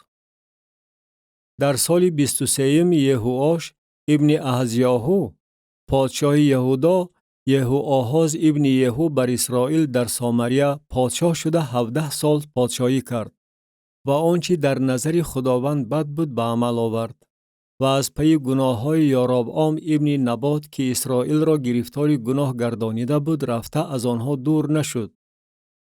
و غضب خداوند بر اسرائیل علنگه زد و آنها را به دست حزائیل پادشاه ارم و به دست بنحدد ابن حزائیل به تمام ایام سپرد. و یهوآحاز پیش خداوند تضرع کرد و خداوند او را اجابت نمود، زیرا که احوال تباه اسرائیل را دید که آنها را پادشاه ارم به تنگ می آورد. و خداوند رها کننده به اسرائیل داد و آنها از زیر دست ارم بیرون آمدند و بنی اسرائیل در خیمه های خود مثل دیروز و پریروز ساکن شدند. اما از گناه های خاندان یاربعام که اسرائیل را گرفتار گناه گردانیده بود دور نشدند. از پی آنها رفتند. اشیره نیز در سامریا ایستاده بود. و از سپاه یهوآحاز فقط 50 سواره، 10 عرابه و 10,000 پیاده باقی مانده بود، زیرا که پادشاه ارم آنها را به هلاکت رسانیده مثل غبار پایمال کرده بود. ففت یهوآحاز. و بقیه اعمال یهوآحاز و هرچی او کرد و کارنمایی که نشان داد در کتاب وقایع نامه پادشاهان اسرائیل نوشته شده است. و یهوآحاز با پدران خود خوابید و او را در سامریا دفن کردند و پسرش یوآش به جای او پادشاه شد. پادشاه شدن یوآش. در سال 37 یهوآش پادشاه یهودا یوآش ابن یهوآحاز بر اسرائیل در سامریا پادشاه شده 16 سال پادشاهی کرد و آنچه در نظر خداوند بد بود به عمل آورد، از همه گناه های یاربعام ابن نبات که اسرائیل را گرفتار گناه گردانیده بود دور نشد، بلکه در آنها رفتار کرد. و بقیه اعمال یوآش و هرچی او کرد و کارنمایی او که با امسیا پادشاه یهودا جنگ کرده بود در کتاب وقایع نامه پادشاهان اسرائیل نوشته شده است. و یوآش با پدران خود خوابید و یاربعام بر تخت او نشست و یوآش در سامریه با پادشاهان اسرائیل دفن کرده شد. بیماری الیشا. پادشاه یوآش نزد او می آید و الیشا به بیماری که از آن مرد گرفتار شد و یوآش پادشاه اسرائیل نزد او فرود آمده به حال او گریه کرد و گفت: ای پدرم، ای پدرم، ای عرابه اسرائیل و سوارانش. و الیشا به او گفت: کمان و تیرها را بگیر. و او برای خود کمان و تیرها را گرفت و به پادشاه اسرائیل گفت: دستت را بر کمان بمان. و او دستش را ماند و الیشا دست خود را بر دستهای پادشاه ماند و گفت: تیریزه را به طرف شرق یله کن. و او یله کرد. و الیشا گفت: تیر بیانداز. و او تیر انداخت. گفت: این تیر نجات از جانب خداوند است، یعنی تیر نجات از دست ارم است و تو ارمیان را در افیق به طور قطعی مغلوب خواهی کرد. و گفت: تیرها را بگیر. و او گرفت و به پادشاه اسرائیل گفت: زمین را بزن. و او 3 کره زده باز ایستاد. و مرد خدا بر او خشم نموده گفت: می بایست 5 یا 6 کرد می زدی، آنگاه ارمیان را به طور قطعی مغلوب می کردی و الحال به ارمیان 3 کرد شکست خواهی رسانید. فوت الیشا. و الیشا مرد و او را دفن کردند و فوجهای موآب در اول سال به مملکت در آمدند. و چنین واقع شد که مردم کسی را دفن می کردند و اینک فوجی را دیدند و مرده را بر قبر الیشا پرتافتند و مرده غلیده به استخوان‌های الیشا رسید و زنده شده به پاهای خود برخاست. و حزائیل پادشاه ارم اسرائیلیان را در تمام ایام یهوآحاز به تنگ می آورد. ولی خداوند به آنها التفات و رحم کرده به خاطر عهد خود که با ابراهیم، اسحاق و یعقوب بسته بود به آنها توجه نمود و نخواست آنها را نیست و نابود کند و تا حال آنها را از حضور خود دور نانداخته است. و حزائیل پادشاه ارم مرد و پسرش بن هدد به جای او پادشاه شد. و یوآش ابن یهوآحاز شهرهایی را که حزائیل از دست پدرش یهوآحاز جنگ کرده گرفته بود از دست بن هدد ابن حزائیل گردانیده گرفت. 3 کرد یوآش به او شکست رسانیده شهرهای اسرائیل را برگردانید. کتاب 4 پادشاهان باب 14. امسیا بر یهودا پادشاه می شود. جنگ با اسرائیل. در سال 2 یوآش ابن یهوآحاز پادشاه اسرائیل، امسیا ابن یهوآش پادشاه یهودا پادشاه شد. در وقت پادشاه شدنش او 25 ساله بود و 29 سال در یروشلیم پادشاهی کرد و نام مادرش یهوعدان از یروشلیم بود. و آنچه در نظر خداوند مقبول بود به عمل آورد، اما نه همچون پدرش داوود. او از هر جهت مثل آن که پدرش یهوآش عمل کرده بود عمل کرد. اما بلندی ها بر هم داده نشد. قوم هنوز بر بلندی ها قربانی می کردند و بخور می سوزانیدند. و هنگامی که سلطنت در دستش مستحکم شد، نوکران خود را که پدرش پادشاه را کشته بودند به قتل رسانید. ولی پسران کشندگان را نکشت، بر طبق نوشته کتاب تورات موسی که در آن خداوند امر فرموده گفته است: پدران برای گناه پسران کشته نخواهند شد و پسران برای گناه پدران کشته نخواهند شد، بلکه هر کس برای گناه خودش کشته خواهد شد. او 10,000 ادومیان را در وادی نمک کشت و سیله را در جنگ ضبط نموده به آن یاقتئیل نام داد که تا امروز چنین است. آنگاه امسیا قاصدان را نزد یوآش ابن یهوآحاز ابن یهو پادشاه اسرائیل فرستاده گفت: بیا روبرو شویم. و یوآش پادشاه اسرائیل به امسیا پادشاه یهودا فرستاده گفت: موشخواری که در لبنان است به ارضی که در لبنان است فرستاده گفت: دختری خود را به پسر من به زنی بده. ولیکن حیوانی دشتی که در لبنان است گذر کرده موشخوار را پایمال نمود. تو ادوم را شکست دادی و دلت مغرور شده است. پس عزت خود را نگاه داشته در خانه خود بمان. چرا تو بدبختی را اغوا می دهی تا که خودت فرو غلطی و همچنین یهودا همراه تو؟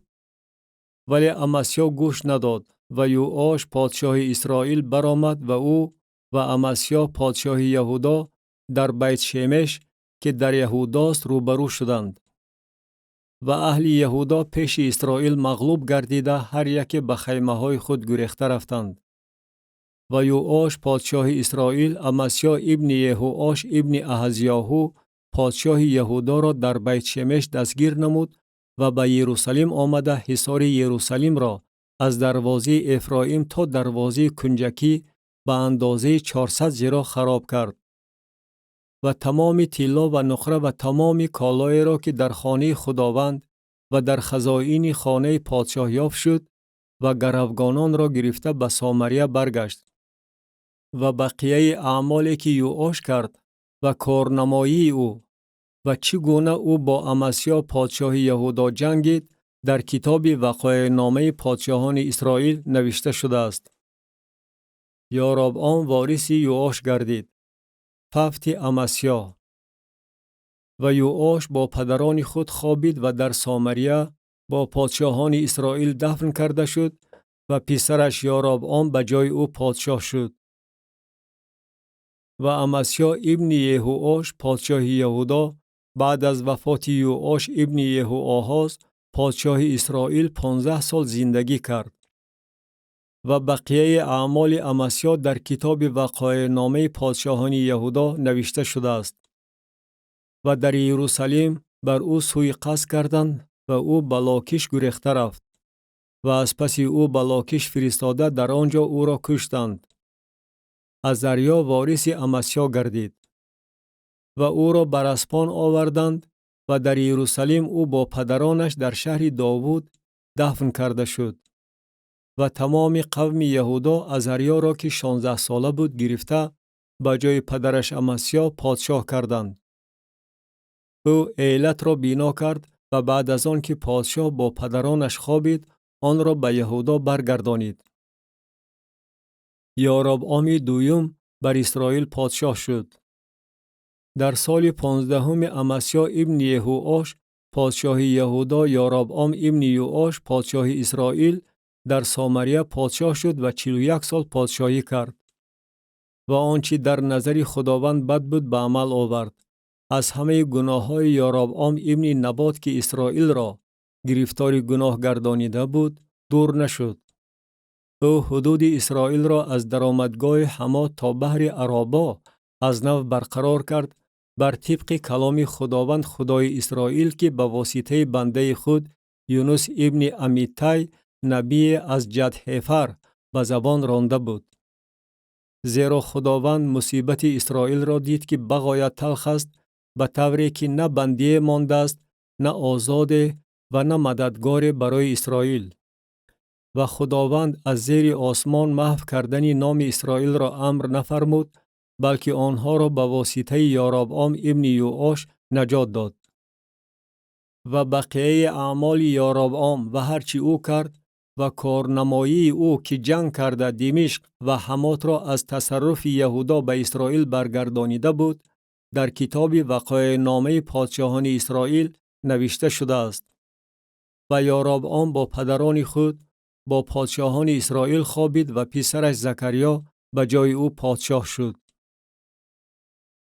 کتاب چهارم پادشاهان باب 15. پادشاهی عزریا. در سال 27 یاربعام پادشاه اسرائیل عزریا ابن امسیا پادشاه یهودا پادشاه شد. در وقت پادشاه شدنش او 16 ساله بود و 52 سال در یروشلیم پادشاهی کرد و نام مادرش یکالیاهو از یروشلیم بود. و آنچه در نظر خداوند مقبول بود به عمل آورد مثل هر آنچه پدرش امسیا به عمل آورده بود. اما بلندی ها برهم داده نشد. قوم هنوز بر بلندی ها قربانی می کردند و بخور می سوزانیدند.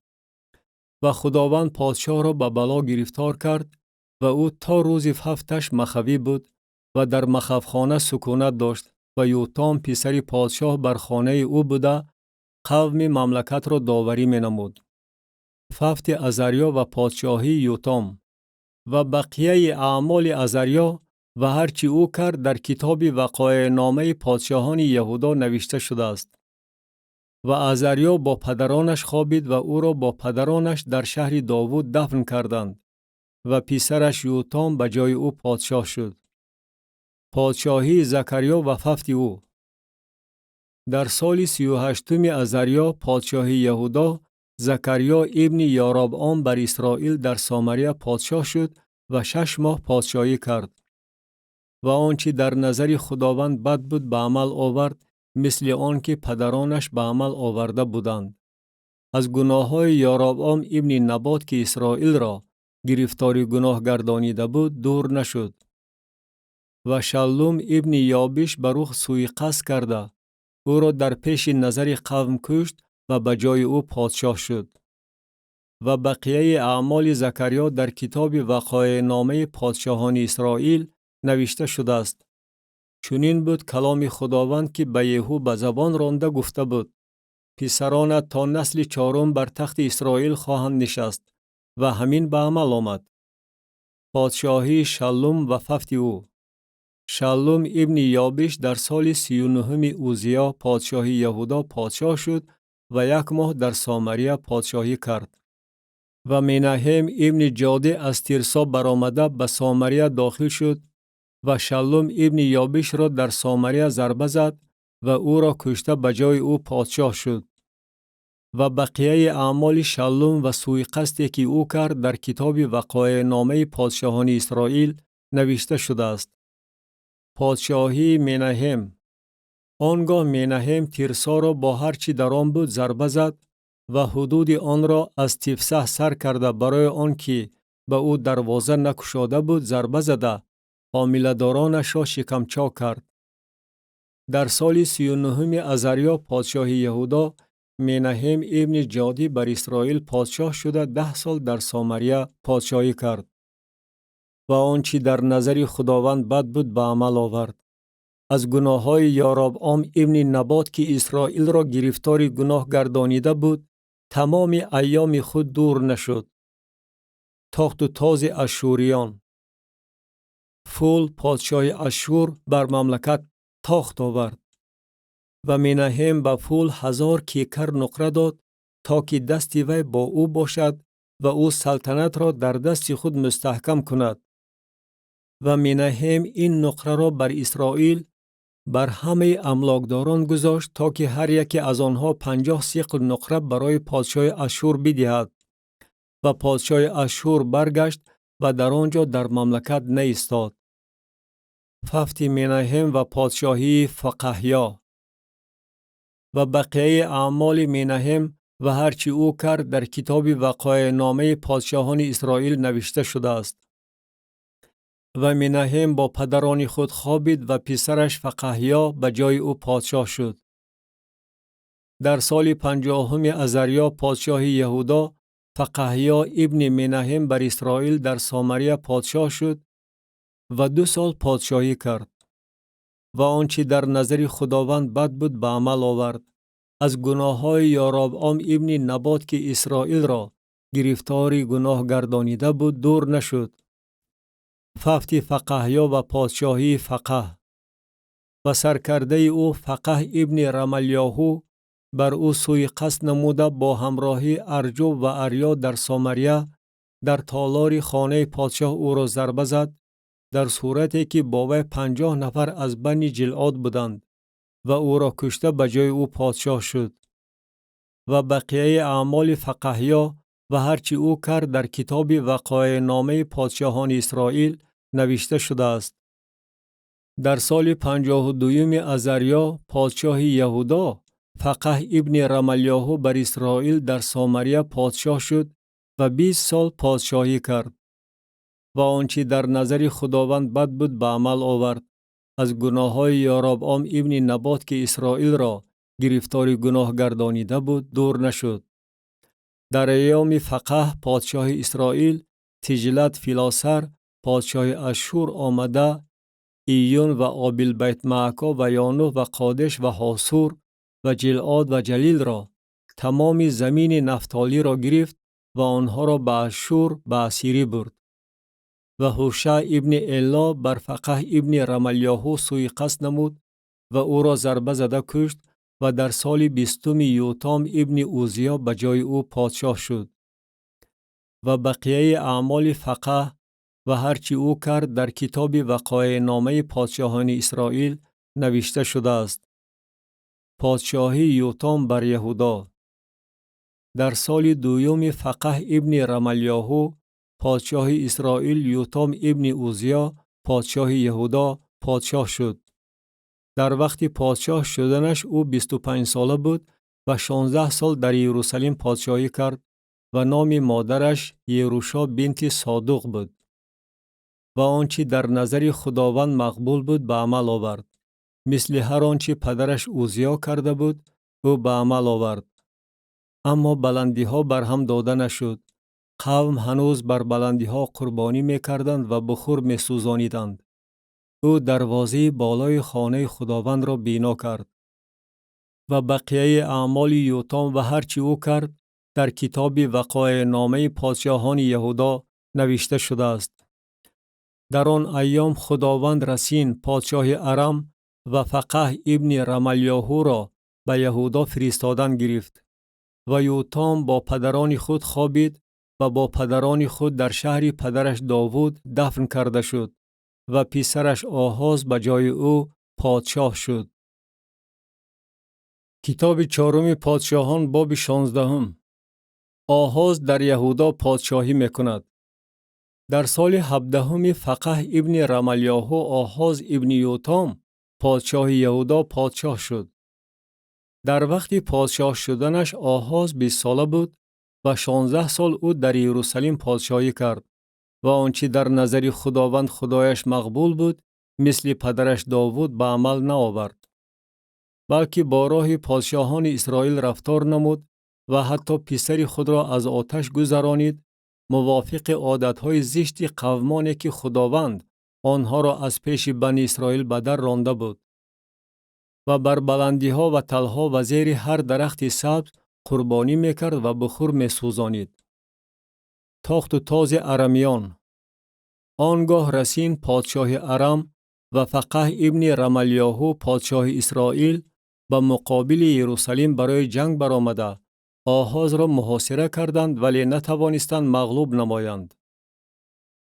در آن وقت رسین پادشاه ارم ایلت را به ارم برگردانید و یهودیان را از ایلت به در راند و ادومیان به ایلت آمده در آن ساکن شدند که تا امروز چنین است.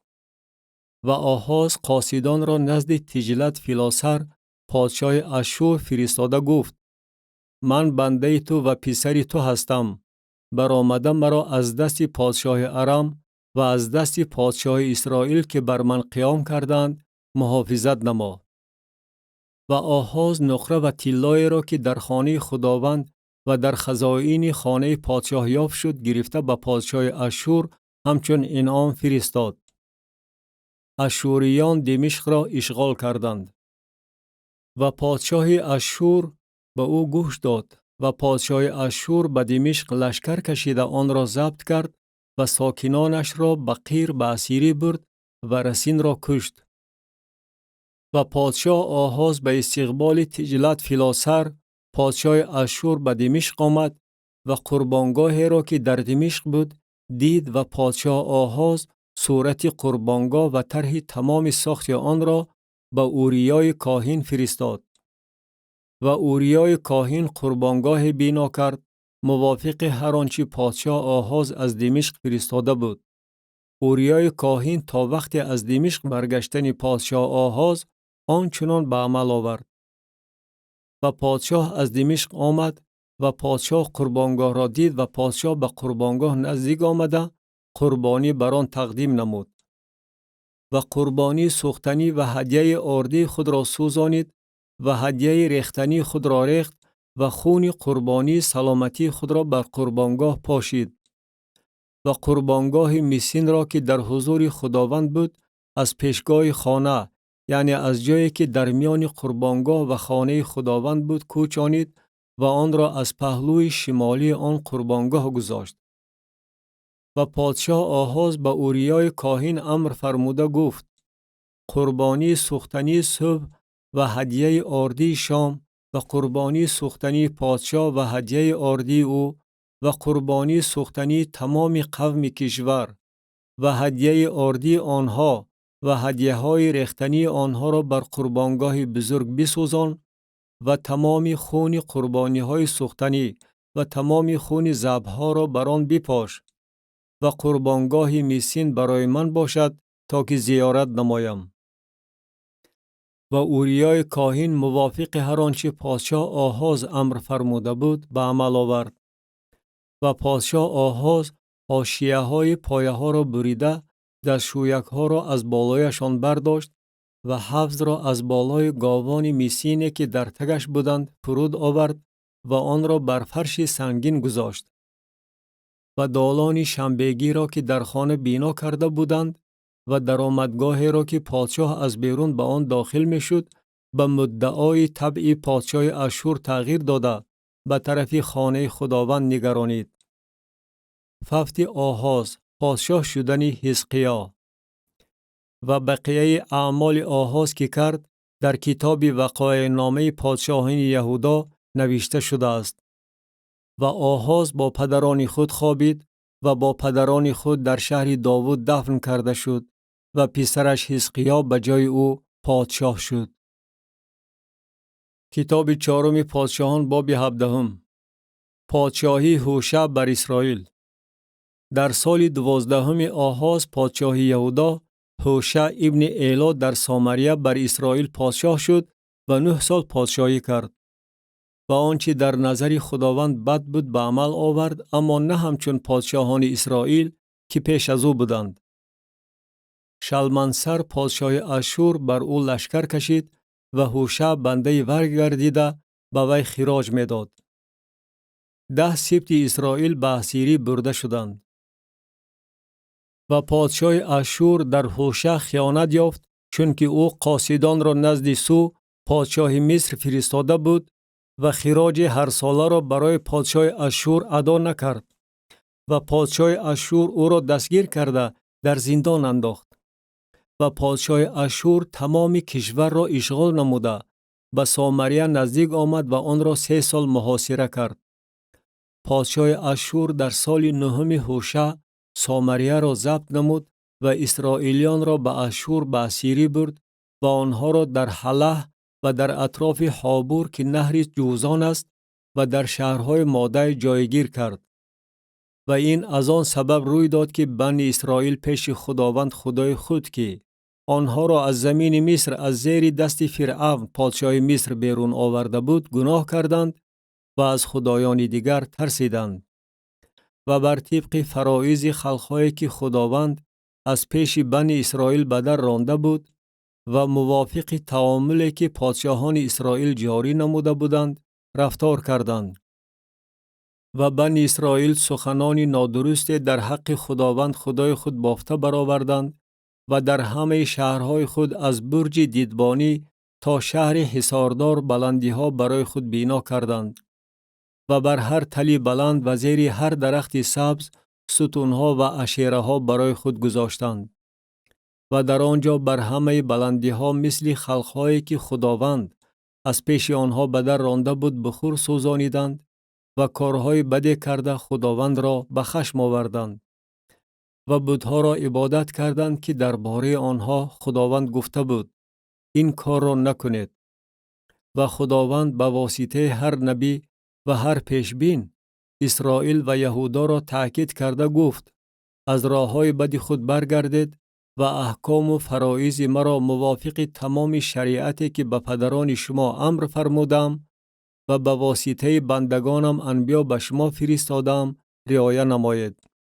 ولی آنها گوش ندادند و گردن خود را مثل گردن پدرانشان که به خداوند خدای خود ایمان نآورده بودند سخت کردند و از فرایض او و از عهدی که او با پدرانشان بسته بود و از شهاداتی که او به آنها داده بود نفرت کردند و از پی چیزهای هیچ و پوچ رفته خودشان هیچ و پوچ شدند و نیز از پی خلقهایی که در گرد و پیششان بودند و خداوند با آنها امر فرموده بود که مثل آنها عمل نکنند و تمام احکام خداوند خدای خود را آنها ترک کرده دو گوساله ریخته برای خود ساختند و اشیره ساختند و به تمام لشکر آسمان سجده بردند و بعل را عبادت کردند و پسران و دختران خود را از آتش گذرانیدند و جادو کردند و فال کشادند و به آن داده شدند که آنچه در نظر خداوند بد است به عمل آورده او را خشمگین کنند. و خداوند بغایت بر اسرائیل غضب نموده آنها را از حضور خود دور کرد. جز از یک سبط یهودا کسی باقی نماند. لیکن اهل یهودا نیز احکام خداوند خدای خود را به جا نآوردند، بلکه بر طبق فرایضی که اسرائیلیان مقرر نموده بودند رفتار کردند. و خداوند از تمام نسل اسرائیل نفرت کرده آنها را مظلوم گردانید و آنها را به دست تاراجگران سپرد تا به درجه‌ای که آنها را از حضور خود دور انداخت. زیرا که اسرائیلیان خود را از خاندان داوود بریده جدا کردند و یاربعام ابن نبات را پادشاه ساختند و یاربعام اسرائیلیان را از پیروی خداوند دور کرد و آنها را گرفتار گناه عظیم گردانید. و بنی اسرائیل در همه گناهایی که یاربعام به عمل آورده بود رفتار کرده از آنها دور نشدند تا دمی که خداوند اسرائیل را از حضور خود دور انداخت، چنان که به واسطه همه بندگان خود انبیا گفته بود. و اسرائیلیان از زمین خود به اشور جلای وطن شدند که تا امروز چنین است. در شهرهای اسرائیل نو آمدگان ساکن شدند. و پادشاه اشور از بابل و کوتا و اوا و حماد و سفروایم آدم آورده آنها را در شهرهای سامریه به جای بنی اسرائیل جایگیر گردانید و آنها سامریه را تصرف نموده در شهرهایش ساکن شدند. و چنین واقع شد که آنها در ابتدای در آنجا ساکن شدنشان از خداوند نترسیدند و خداوند شیران را بر آنها فرستاد و بعضی از آنها کشته شدند. و به پادشاه اشور خبر رسانیده گفتند خلقهایی که تو کوچانیده در شهرهای سامریه جایگیر کردی قانون خدای آن زمین را نمیدانند و او شیران را بر آنها فرستاده است و اینک آنها را میکشند چون که آنها قانون آن زمین را نمیدانند. و پادشاه اشور امر فرموده گفت یکی از کاهنان را که شما از آنجا کوچانیده اید با آنجا روانه کنید تا که رفته در آنجا ساکن شود و قانون خدای آن زمین را به آنها تعلیم دهد. و یکی از کاهنانی که ورا از سامریه کوچانیده بودند آمده در بیتیل ساکن شد و او آنها را تعلیم میداد که چگونه از خداوند ترسند. و هر خلق خدایان خود را ساختند و در عبادت خانه هایی که سامریان بر بلندی ها برپا کرده بودند گذاشتند، هر خلق در شهرهای خود که در آنجا ساکن بودند. یعنی مردم بابل سکوت بنوت را ساختند و مردم کوت نیرجل را ساختند و مردم حماد اشیما را ساختند و اویان نبهاز و ترتاق را ساختند و سفرویان پسران خود را برای ادرملیک و اناملیک که خدایان سفرویان بودند در آتش می سوزانیدند. و از خداوند نیز می ترسیدند و از میان خود کاهنان بلندی ها را تعیین می نمودند که آنها در عبادت خانه بلندی ها قربانی می کردند. آنها از خداوند می ترسیدند و در عین حال خدایان خود را موافق تعامل خلقهایی که از میانشان کوچانیده شده بودند عبادت می کردند. تا امروز آنها موافق تعامل های پیشتری خود رفتار می کنند. از خداوند نمی ترسند و بر طبق فرایض و دستورهای او رفتار نمی کنند، یعنی بر طبق شریعت و احکامی که خداوند و بنی یعقوب که او را اسرائیل نام نهاده بود امر فرموده است.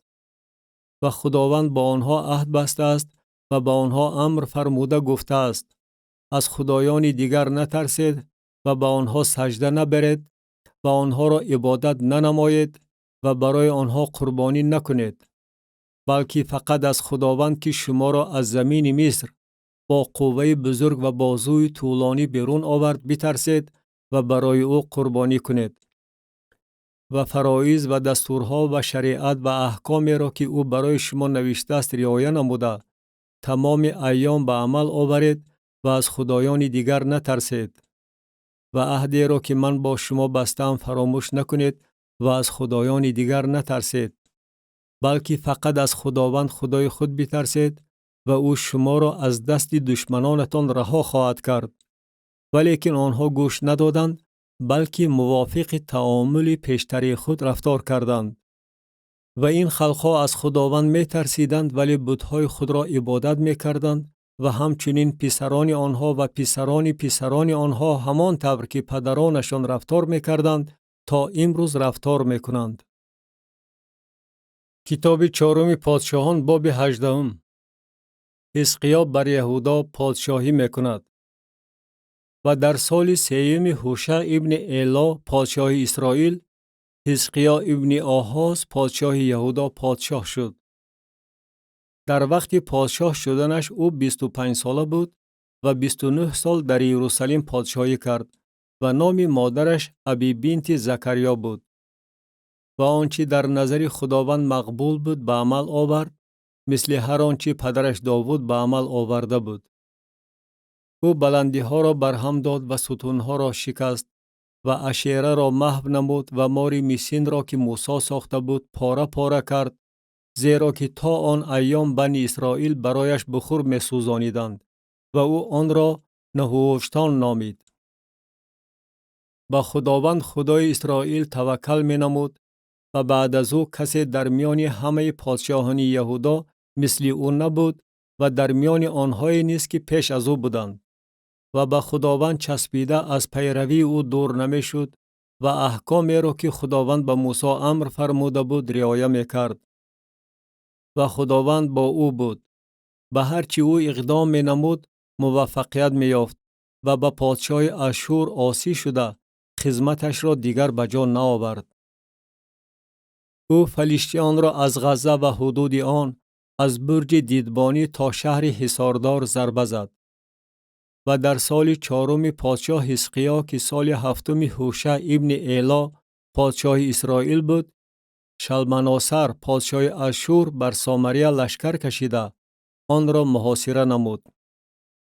و بعد از 3 سال در سال 6 حزقیاه آن را ضبط کردند، یعنی در سال 9 هوشع پادشاه اسرائیل سامریه ضبط کرده شد. و پادشاه اشور اسرائیلیان را به اشور کوچانید و آنها را در حله و در اطراف حابور که نهر جوزان است و در شهرهای ماده جایگیر کرد. از باعث آن که آنها به آواز خداوند خدای خود گوش ندادند و عهد او را، یعنی هر چی را که موسی بنده خداوند امر فرموده بود ویران کردند، نه گوش دادند و نه به عمل آوردند. سنحریب به یهودا زده می درآید. و در سال 14 پادشاه حزقیاه سنحریب پادشاه اشور بر همه شهرهای حصاردار یهودا لشکر کشید و آنها را ضبط نمود. و حزقیاه پادشاه یهودا نزد پادشاه اشور به لاکیش فرستاده گفت: خطا کردم، از من برگرد، هرچی به گردنم بار کنی خواهم برداشت. و پادشاه اشور به گردن حزقیاه پادشاه یهودا 300 کیکر نقره و 30 کیکر طلا گذاشت. و حزقیاه تمام نقره را که در خانه خداوند و در خزائن خانه پادشاه یافت شد داد. در آن وقت حزقیاه طلا را از درهای تالار خانه خداوند و از ستونهایی که حزقیاه پادشاه یهودا با طلا پوشانیده بود کنده گرفت و آن را به پادشاه اشور داد. و پادشاه اشور ترتان و رابساریس و ربشاقه را با قشون بزرگ از لاکیش نزد پادشاه حزقیاه فرستاد و آنها برآمده به یروشلیم رسیدند و نزد جوی حوض بالا که به سر راه صحرای کازر بود ایستادند. و هنگامی که آنها پادشاه را خواندند، الیاقیم ابن حلقیاهو که ناظر خانه بود و شبنای کاتب و یوآه ابن آصاف وقایع نویس نزد آنها بیرون آمدند. و ربشاقه به آنها گفت: به حزقیا بگویید پادشاه معظم پادشاه اشور چنین میگوید: این چه توکل است که تو توکل میکنی؟ تو سخن میرانی، اما مگر سخنرانی مشورت و قوت است برای جنگ؟ پس الحال تو به کی توکل کرده ای که به من عاصی شده ای؟ اینک تو الحال به این عصای نعینی نیم شکسته، یعنی به مصر توکل کرده ای که کس اگر بر آن تکیه نماید، آن به دستش خلیده و را مجروح می‌سازد. چنین از فرعون پادشاه مصر برای همه آنهایی که به او توکل می‌کنند. و اگر شما به من بگویید ما به خداوند خدای خود توکل می‌کنیم، و آیا همان است که بلندی‌ها و قربانگاه‌های ورا حزقیا برهم داده است و به یهودا و یروشلیم گفته است فقط پیش این قربانگاه در یروشلیم سجده برید؟ و الحال تو با آقایم پادشاه اشور گرو ببند. من به تو 2000 اسب میدهم. آیا تو میتوانی سواران بر آنها پیدا کنی؟ پس چگونه تو میتوانی هجوم یک پاشا را که خردترین بندگان آقایم باشد رد نمایی، در صورتی که به مصر از برای عرابه ها و سواران توکل کرده ای؟ در عین حال آیا من بدون اراده خداوند به این مکان لشکر کشیدم؟ خداوند به من گفته است و مقابل این زمین برا و آن را خراب نما.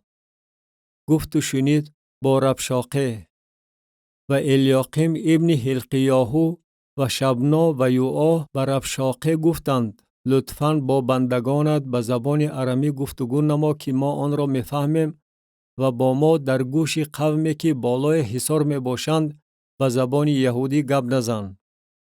ولی ربشاقه به آنها گفت: آیا آقایم مرا فقط نزد آقایت و تو فرستاده است تا که این سخنان را بگویم، بلکه نزد کسانی که بر حصار نشستند که آنها باید با شما نجاست خود را بخورند و پیشاب خود را بنوشند. و ربشاقه برخاسته با آواز بلند به زبان یهودی خطاب نمود و سخن رانده گفت: به سخنان پادشاه معظم پادشاه اشور گوش دهید. پادشاه چنین میگوید: بگذار حزقیا شما را فریب ندهد، زیرا که او نمیتواند شما را از دست من رها کند. و بگذار حزقیا به خداوند امیدوار کرده نگوید خداوند ما را البته رها خواهد کرد و این شهر را به دست پادشاه اشور نخواهد داد. به حزقیا گوش ندهید، زیرا که پادشاه اشور چنین میگوید: با من صلح کنید و نزد من بیرون آید و هر کس از تاک خود و هر کس از درخت انجیر خود میوه خواهد خورد و هر کس از چای خود آب خواهد نوشید، تا دمی که من آمده شما را به زمین مثل زمین خودتان ببرم، یعنی به زمین غله و شیره انگور، به زمین نان و تاکزار، به زمین روغن زیتون و عسل، تا که شما زنده مانید و نمیرید. پس به حزقیا گوش ندهید، زیرا که او شما را فریب داده میگوید خداوند ما را رها خواهد کرد. آیا خدایان خلقها هر یک زمین خود را از دست پادشاه اشور رها کردند؟ کجایند خدایان حماد و عرفات؟ کجایند خدایان سفروایم، هنه و ایوا؟ آیا آنها سامریه را از دست من رها کردند؟ از همه خدایان این زمین ها کیست که زمین خود را از دست من رها کرده باشد تا که خداوند یروشلیم را از دست من رها کند؟ ولیکن قوم خاموش مانده به او هیچ جواب ندادند، زیرا پادشاه امر فرموده گفته بود که به او جواب ندهید. و الیاقیم ابن حلقیاهو که ناظر خانه بود و شبنای کاتب و یوآه ابن آصاف وقایع نویس با جامه های چاک زده نزد حزقیا آمدند و سخنان ربشاقه را به او نقل کردند. کتاب چهارم پادشاهان باب 19. حزقیا به اشعیا مراجعت میکند. و چون پادشاه حزقیا این را شنید، لباسش را چاک زد و پلاس پوشیده به خانه خداوند آمد. و الیاقیم را که ناظر خانه بود و شبنای کاتب و پیران کاهنان را که پلاس پوشیده بودند نزد نبی اشعیا ابن آموس فرستاد و آنها به او گفتند حزقیا چنین میگوید امروز روز مصیبت و جزا و ننگ است زیرا که کودکان تا دهن بچگان رسیدند ولی قوت زاییدن نیست.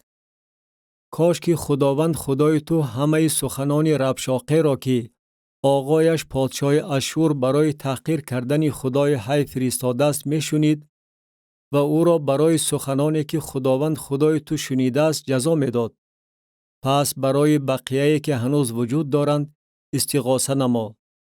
و بندگان پادشاه حزقیا نزد اشعیا آمدند و اشعیا به آنها گفت با آقای خود چنین گوید خداوند چنین میگوید از سخنانی که شنیده ای که با آنها نفکران پادشاه اشور مرا حقارت دادند نترس. اینک من بر او روح میفرستم و او خبر شنیده به زمین خود خواهد برگشت و من او را در زمین خودش به شمشیر فرو خواهم غلطانید. سنهریب در حق خدای اسرائیل گستاخانه سخن میراند.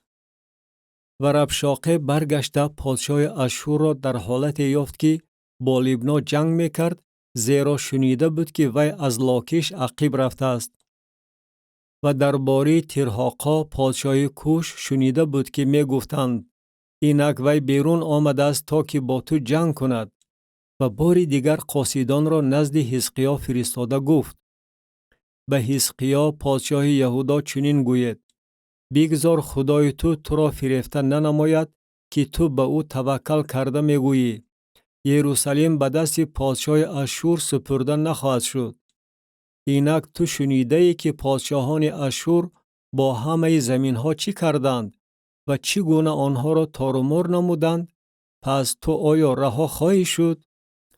آیا خدایان خلقهایی که پدرانم برهم دادند چنانچه جوزان و هاران و راسف و بنی عدن که در تلسار بودند آنها را رها کردند؟ کجاست پادشاه حماد و پادشاه ارفاد و پادشاه شهر سفروائیم هنه و ایوا؟ دعای حزقیا. و حزقیا مکتوبها را از دست قاصدان گرفته خواند و حزقیا به خانه خداوند رفته آنها را به حضور خداوند پهن کرد. و حزقیا به حضور خداوند دعا خوانده گفت ای خداوند خدای اسرائیل که بر کروبیان نشسته ای، تویی که به تنهایی خدای همه مملکت‌های زمین هستی، تو آسمان و زمین را آفریده ای. ای خداوند گوش خود را خم کرده بشنو، ای خداوند چشمان خود را گشاده ببین و سخنان سنهریب را بشنو که وی برای تحقیر کردن خدای حی فرستاده است. ای خداوند در حقیقت پادشاهان اشور خلقها را با زمینهای آنها خراب کردند و خدایان آنها را در آتش انداختند زیرا که آنها خدا نه بلکه مصنوع دست آدمیزاد چوب و سنگ بود بنابراین آنها را نیست کردند. و الحال ای خداوند خدای ما لطفاً ما را از دست وی نجات ده تا همه مملکت‌های زمین بدانند که تو ای خداوند به تنهایی خدا هستی. خداوند به واسطه اشعیا نبی جواب می‌دهد.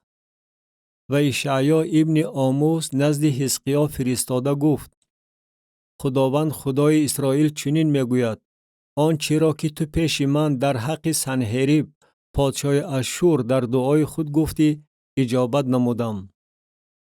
چنین از سخنی که خداوند در باره وی گفته است دختری باکیره سیان از تو نفرت نموده تو را تمسخر کرده است و دختری یروشلیم از قفای تو سر جنبانیده است. کی را تو تحقیر نموده ای و دشنام داده ای و در حق کی آواز بلند کرده ای و چشمان خود را بالا برداشته ای؟ در حق قدوس اسرائیل به واسطه قاصدان خود خداوند را تحقیر نموده گفته ای با انبوه عرابه های خود من به قله کوهها بر اقصای لبنان برآمدم و ارزهای بالا بلند و سرهای گزین آن را بریدم و به قله بلندترین آن و باغستان حاصلخیز آن رسیدم و من چاه کنده آب بیگانه را نوشیدم و با کف پایهای خود همه نهرهای مصر را خشک خواهم کرد. آیا نشنیده ای که من از زمان پیش این را قرار دادم؟ از قدیم الایام این را پیش بینی نمودم و حالا این را طور به عمل آوردم که تو شهرهای استحکامدار را ولنگار کرده به خرابزار تبدیل می دهی و ساکنان آنها کم قوت، هراسان و خجل شدند. آنها مثل علف صحرا و میسه نفخیز و سبزه بالای بامها و مثل کشزاری که پیش از خوشه بستنش خشک شده باشند گردیدند. ولی من نشستن تو را و برآمدن تو را و در آمدن تو را می دانم و عداوتی را که به من داری. از بس که عداوتی که به من داری و لاابالی تو به گوش من رسیده است، بنابراین مهار خود را به بینی تو و جلو خود را به دهان تو خواهم زد و تو را با راهی که آمده ای خواهم برگردانید. و علامت برای تو ای حزقیا چنین است: امسال غله خودروی خواهید خورد و در سال دوم آنچه از آن بیروید و در سال سوم کشت کنید و درو نمایید و تاکها شنانید و میوه آنها را بخورید. و رستگاران خاندان یهودا که باقی ماندند از نو در پایان ریشه خواهند دوانید و در بالا میوه خواهند آورد. زیرا که بقیه از یروشلیم و رستگاران از سیان به وجود خواهند آمد. رشک خداوند لشکرها این را به عمل خواهد آورد. بنابراین خداوند درباره پادشاه اشور چنین میگوید: وی به این شهر وارد نخواهد شد و به آنجا تیر نخواهد انداخت و نزد آن با سپر نخواهد آمد و در مقابل آن خاکریز برپا نخواهد کرد. با کدام راهی که آمده است با همان خواهد برگشت، ولیکن به این شهر وارد نخواهد شد، میگوید خداوند.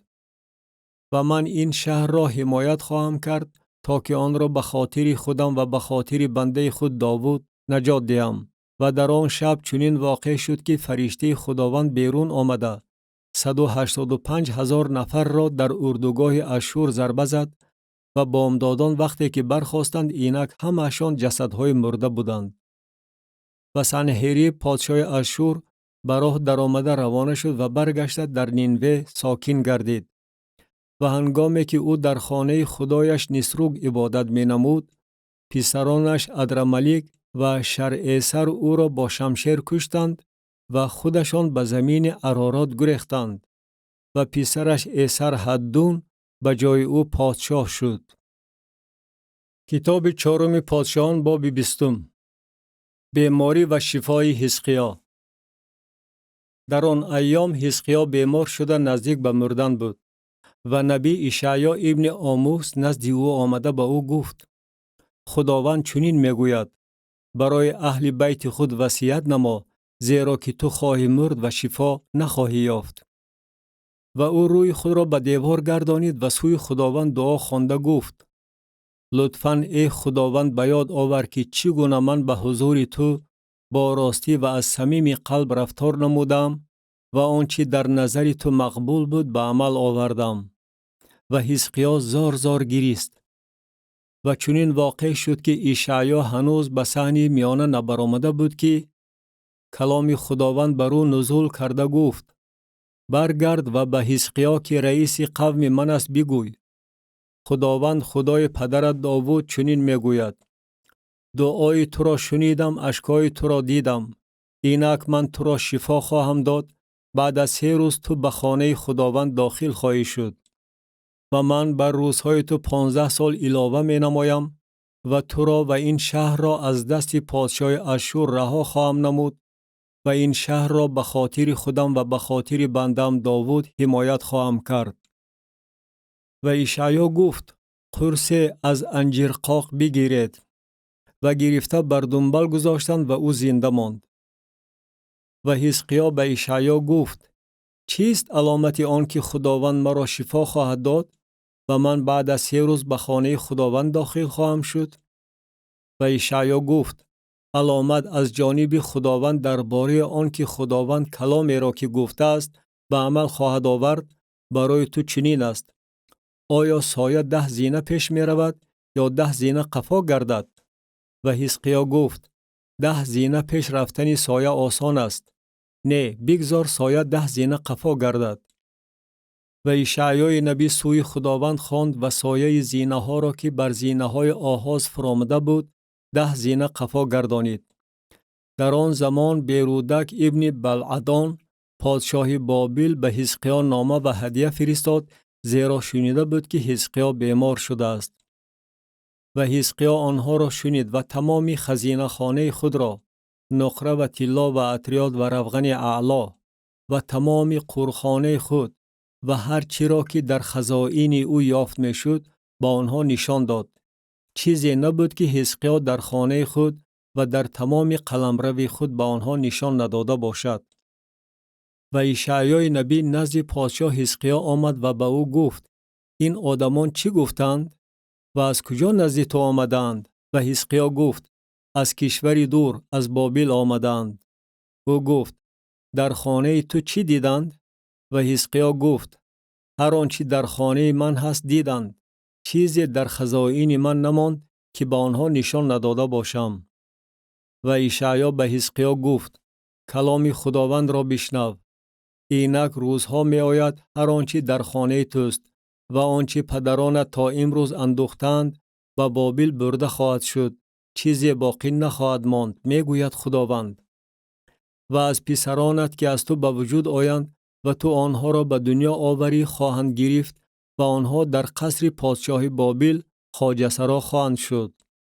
و حزقیاه به اشعیا گفت: کلام خداوند که تو به زبان راندی بر حق است و گفت: بگذار در روزهای من آسایشتگی و پایندگی باشد.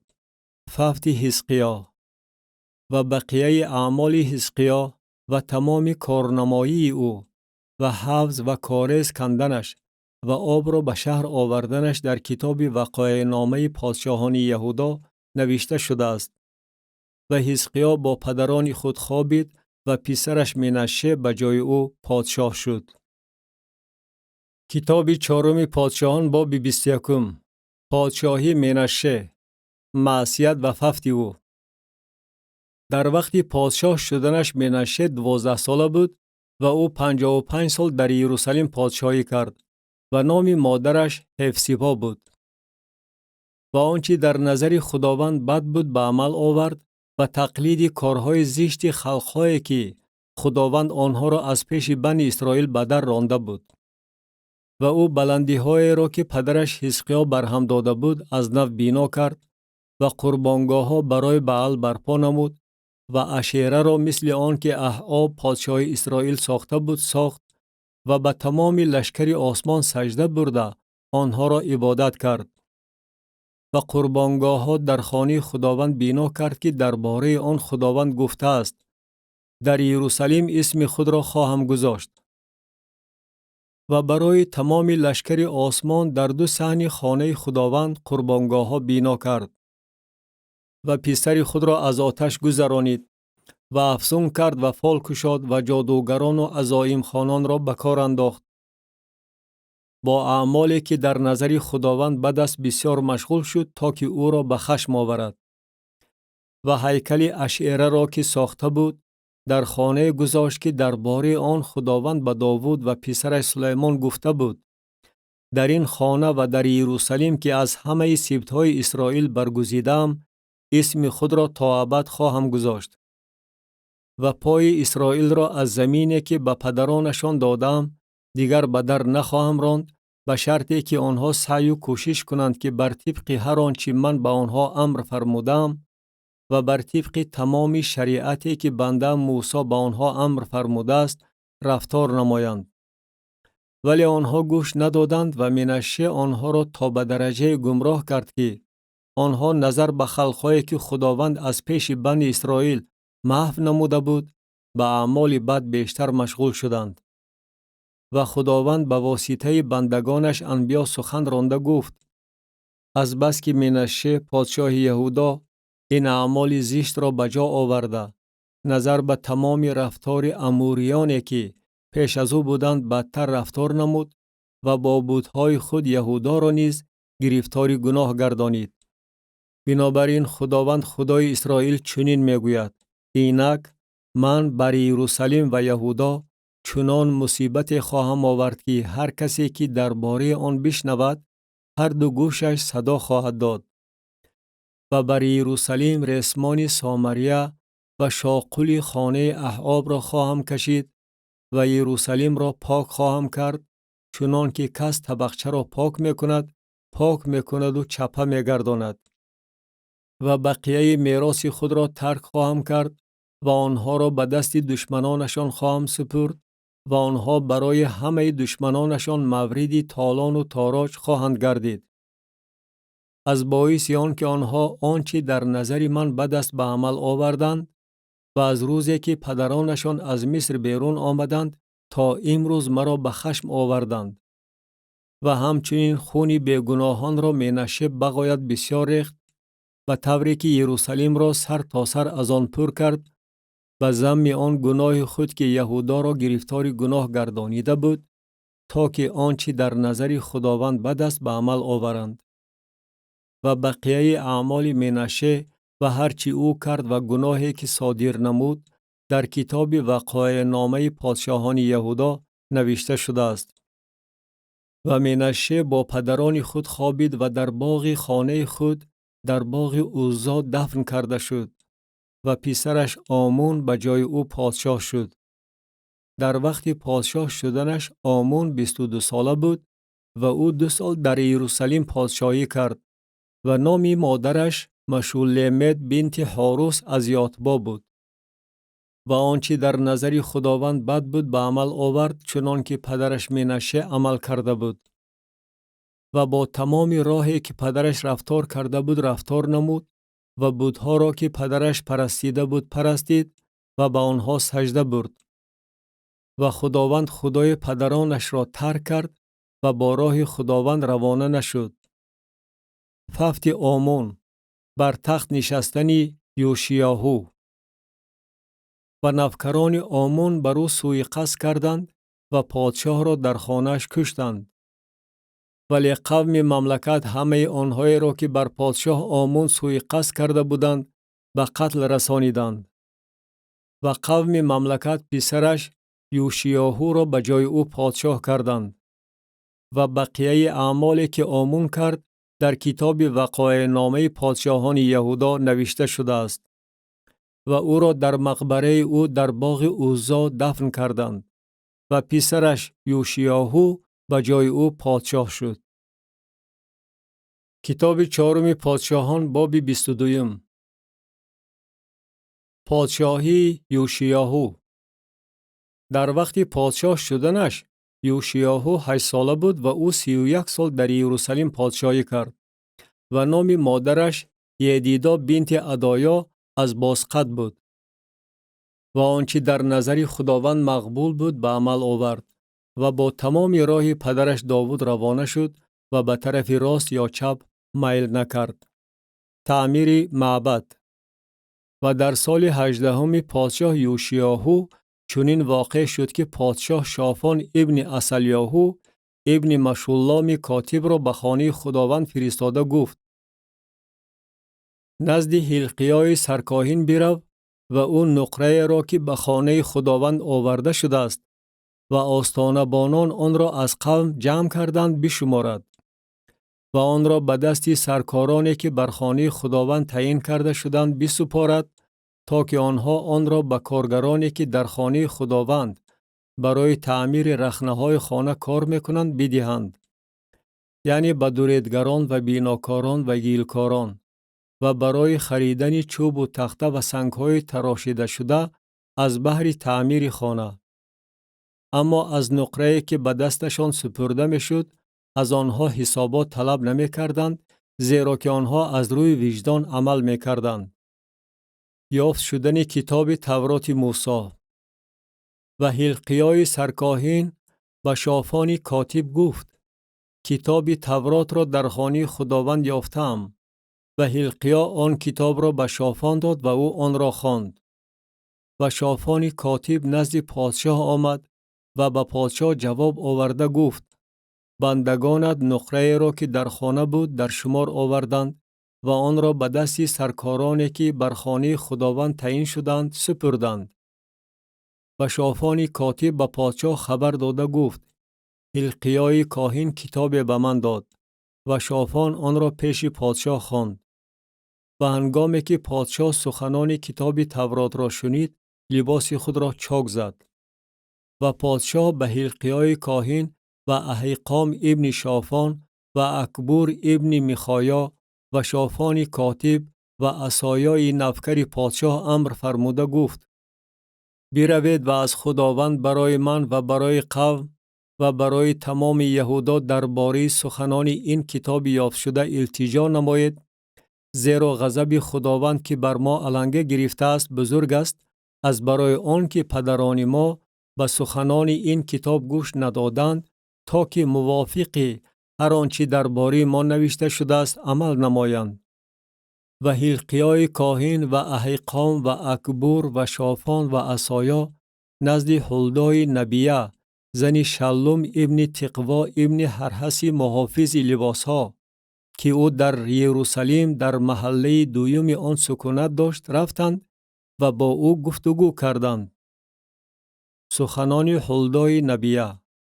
و او با آنها گفت: خداوند خدای اسرائیل چنین میگوید: به کسی که شما را نزد من فرستاده است بگوید: خداوند چنین میگوید: اینک من مصیبت بر این مکان و بر ساکنانش خواهم آورد، همه سخنان کتابی را که پادشاه یهودا خوانده است. از بس که آنها مرا ترک کرده به خدایان دیگر بخور سوزانیدند تا که مرا با تمام عملی دستهای خود به خشم آورند، غضب من بر این مکان علنگه گرفته است و خاموش نخواهد شد. ولی به پادشاه یهودا که شما را فرستاده است تا که از خداوند التجا نماید چنین گوید: خداوند خدای اسرائیل درباره سخنانی که شنیده چنین میگوید: از بس که دل تو نرم شده است و در وقت شنیدن سخنان من درباره این مکان و ساکنانش، یعنی درباره آن که آنها مورد خرابی و لعنت خواهند شد، تو به حضور خداوند گردن فراورده ای و لباس خود را چاک زده به حضور من گریه کرده ای، بنابراین من نیز تو را اجابت نمودم، میگوید خداوند. از این رو اینک من تو را به پدرانت همراه خواهم کرد و تو در مقبره خود به سلامتی گذاشته خواهی شد و تمام آن مصیبت را که من بر این مکان می آورم چشمان تو نخواهد دید. و جواب را به پادشاه رسانیدند. کتاب چهارم پادشاهان باب 23. کتاب عهد به قوم اعلان کرده شد. و پادشاه فرستاد و همه پیران یهودا و یروشلیم را نزد او جمع کردند. و پادشاه به خانه خداوند آمد و تمام مردم یهودا و همه ساکنان یروشلیم با او بودند. کاهنان و انبیا و تمام قوم از خرد تا کلان. و او همه سخنان کتاب عهد را که در خانه خداوند یافت شد در گوش آنها خواند. و پادشاه بر منبر ایستاد و به حضور خداوند عهد بست که خداوند را پیروی نمایند و احکام و شهادات و فرایض او را با تمام دل و جان رعایت کنند و سخنان این عهد را که در این کتاب نوشته شده است به جا آورند. و تمام قوم این عهد را به ذمه خود گرفتند. اصلاحات پادشاه یوشیاهو. و پادشاه به حلقیای سرکاهن و کاهنان معاون و آستانبانان امر فرمود که تمام اشیای برای بعل و اشیره و تمام لشکر آسمان ساخته شده را از قصر خداوند بیرون آورند. و او آنها را در بیرون یروشلیم در کشتزار قدرون سوزانید و خاکسترشان را به بیتل برد. و کاهنان بتها را که پادشاهان یهودا تعیین کرده بودند تا که بر بلندی های شهرهای یهودا و گرد و اطراف یروشلیم بخور سوزانند و آنهایی را که برای بعل و آفتاب و ماه و ستاره ها و تمام لشکر آسمان بخور می سوزانیدند معزول نمود. و اشیره را از خانه خداوند برآورده بیرون از یروشلیم به جانب نهر قدرون برد و آن را نزد نهر قدرون سوزانید و کوفته گرد کرد و گرد آن را در قبرستان مردم عادی پاشید. و خانه های لواطگران را که نزد خانه خداوند بود و در آنجا زنان چادرها برای اشیره می بافتند خراب کرد. و همه کاهنان را از شهرهای یهودا آورد و بلندی ها را که کاهنان در آنجا بخور می سوزانیدند از جابه تا بیرشابه پلید گردانید و بلندی های نزد دروازه ها را، آن را که در دهن دروازه یهوشع رئیس شهر بود و آن را که به طرف چپ شخصی به دروازه شهر داخل شونده بود خراب کرد. اما کاهنان بلندی ها به قربانگاه خداوند در یروشلیم راه داده نمی شدند، گرچنده که در میان برادران خود فطیر می خوردند. و او توفیت را که در دره بین هینوم بود پلید گردانید تا که کسی پسر یا دختر خود را از آتش مولک نگذراند. و اسب‌های را که پادشاهان یهودا برای پرستش آفتاب داده بودند از درآمدگاه خانه خداوند دور کرده و حولی نتن ملک خواجه‌سرا که در اطراف شهر بود گذرانید و عرابه های آفتاب را در آتش سوزانید. و قربانگاه‌های را که بر بام بالاخانه آحاز بود و پادشاهان یهودا آنها را ساخته بودند و قربانگاه‌های را که منشه در دو صحن خانه خداوند ساخته بود پادشاه خراب کرد و از آنجا سرنگون نموده گرد آنها را به نهر قدرون انداخت. و بلندی ها را که در رو بروی یروشلیم به طرف راست کوی فساد بود و آنها را سلیمان پادشاه اسرائیل برای اشتاره بت زشت سیدونیان و برای کموش بت زشت موآب و برای ملکم بت قبیح بنی عمون بنا کرده بود پادشاه پلید گردانید و هیکل ها را شکست و اشیره ها را برید و جای آنها را از استخوان های آدمیزاد پر کرد. و نیز قربانگاهی که در بیتیل بود و بلندی که یاربعام ابن نبات ساخته اسرائیل را گرفتار گناه گردانیده بود، هم آن قربانگاه و هم آن بلندی را خراب کرد و بلندی را سوزانید، کوفته گرد گردانید و اشیره را سوزانید. و یوشیاهو روی گردانیده قبرهای را که آنجا در کوه بود دید و فرستاده استخوانها را از آن قبرها گرفت و بر قربانگاه سوزانیده آن را پلید گردانید بر طبق کلام خداوند که آن مرد خدا که این واقعه ها را پیشگویی کرده بود آن را به زبان راند. و او گفت چیست این هیکل یادگاری که من میبینم؟ و مردم شهر به او گفتند این قبر مرد خداست که وی از یهودا آمده این کارهای را که تو بر قربانگاه بیتیل کرده ای اعلان نموده بود. و او گفت و را به حال خود واگذارید و کسی استخوان‌های ورا از جایش نجنباند. و استخوان‌های وی با استخوان‌های نبی که از سامریه آمده بود رها شد. و نیز همه عبادتخانه‌های بلندی‌های را که در شهرهای سامریه بود و آنها را پادشاهان اسرائیل برپا نموده خداوند را به خشم آورده بودند، یوشیاهو برهم داد و با آنها مثل تمام اعمالی که در بیتیل کرده بود عمل نمود.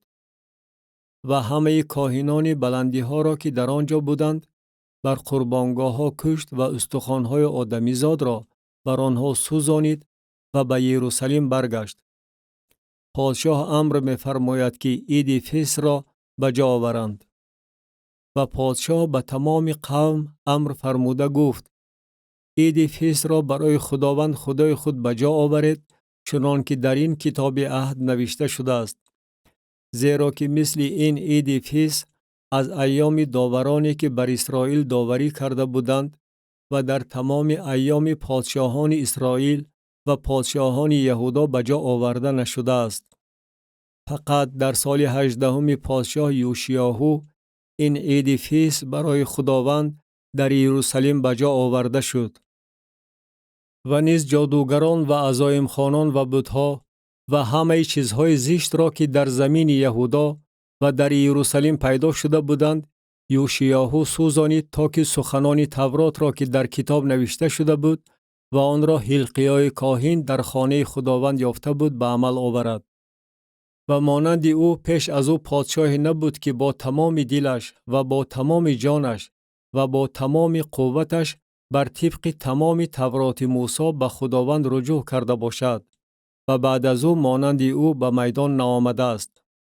اما خداوند از شدت غضب بزرگ خود که این غضبش بر یهودا علنگه گرفته بود به سبب همه بدکرداری های منشه که با آنها او را به خشم آورده بود دست نکشید.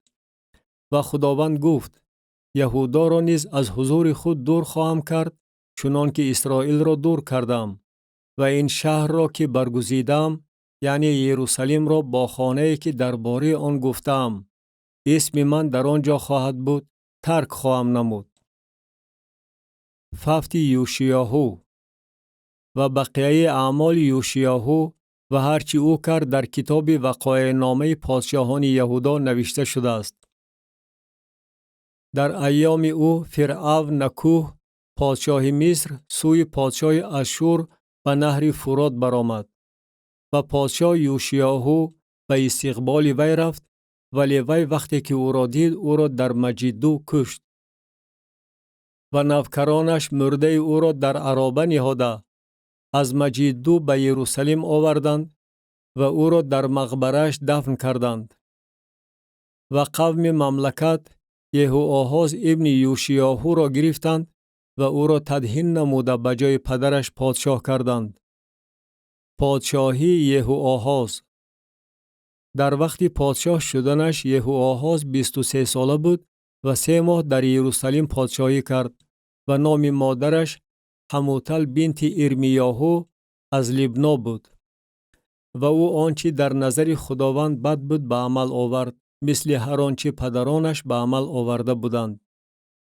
و او را فرعون نکوه در ریبلا در زمین حماد بندی ساخت تا که در یروشلیم پادشاهی نکند و بر مملکت 100 کیکر نقره و 1 کیکر طلا جریمه انداخت. و فرعون نکوه الیاقیم ابن یوشیاهو را به جای پدرش یوشیاهو پادشاه کرده نام او را به یهویاقیم مبدل نمود. و یهوآحاز را گرفت و او به مصر آمده در آنجا مرد. و نقره و طلا را یهویاقیم به فرعون میداد، اما به زمین بها ماند تا که نقره را بر طبق فرمان فرعون بدهد. از قوم مملکت از هر کس موافق بهایش نقره و طلا را همچون خراج می ستانید تا که به فرعون نکوه بدهد. در وقت پادشاه شدنش یهویاقیم 25 ساله بود و او 11 سال در یروشلیم پادشاهی کرد و نام مادرش زبودا بنت فدایا از روما بود. و آنچه در نظر خداوند بد بود به عمل آورد، مثل هر آنچه پدرانش به عمل آورده بودند. کتاب چهارم پادشاهان باب 24. یهویاقیم به نبوکدنصر خراج می‌دهد. در ایام او نبوکدنصر پادشاه بابل لشکر کشید و یهویاقیم 3 سال بنده وی بود، ولی برگشته به مقابل وی شورش برداشت. و خداوند فوجهای کلدانیان و فوجهای ارمیان و فوجهای موآبیان و فوجهای بنی عمون را بر او فرستاد و آنها را بر یهودا فرستاد تا که آن را نابود کند، بر حسب کلام خداوند که به واسطه بندگانش انبیا به زبان رانده بود. اما این بر حسب امر خداوند به سر یهودا آمد تا که آن را از حضور خود دور اندازد به سبب گناههای منشه موافق هر آنچه او به عمل آورده بود. و نیز از باعث خون بیگناهان که او ریخته یروشلیم را از خون بیگناهان پر کرده بود و خداوند نخواست که او را بیامرزد. و بقیه اعمال یهویاقیم و هرچی او کرد در کتاب وقایع نامه پادشاهان یهودا نوشته شده است. ففت یهویاقیم و پادشاهی یهویاکین. و یهویاقیم با پدران خود خوابید و پسرش یهویاکین به جای او پادشاه شد. و پادشاه مصر دیگر از زمین خود نبرآمد، زیرا که پادشاه بابل از نهر مصر تا نهر فرات هرچی را که به پادشاه مصر تعلق داشت گرفته بود. در وقت پادشاه شدنش یهویاکین 18 ساله بود و 3 ماه در یروشلیم پادشاهی کرد و نام مادرش نهوشتا بنت الناتان از یروشلیم بود. و آنچه در نظر خداوند بد بود به عمل آورد، مثل هر آنچه پدرش به عمل آورده بود. در آن زمان نوکران نبوکدنصر پادشاه بابل به یروشلیم نزدیک آمدند و شهر محاصره کرده شد. اسارت اولین بابل.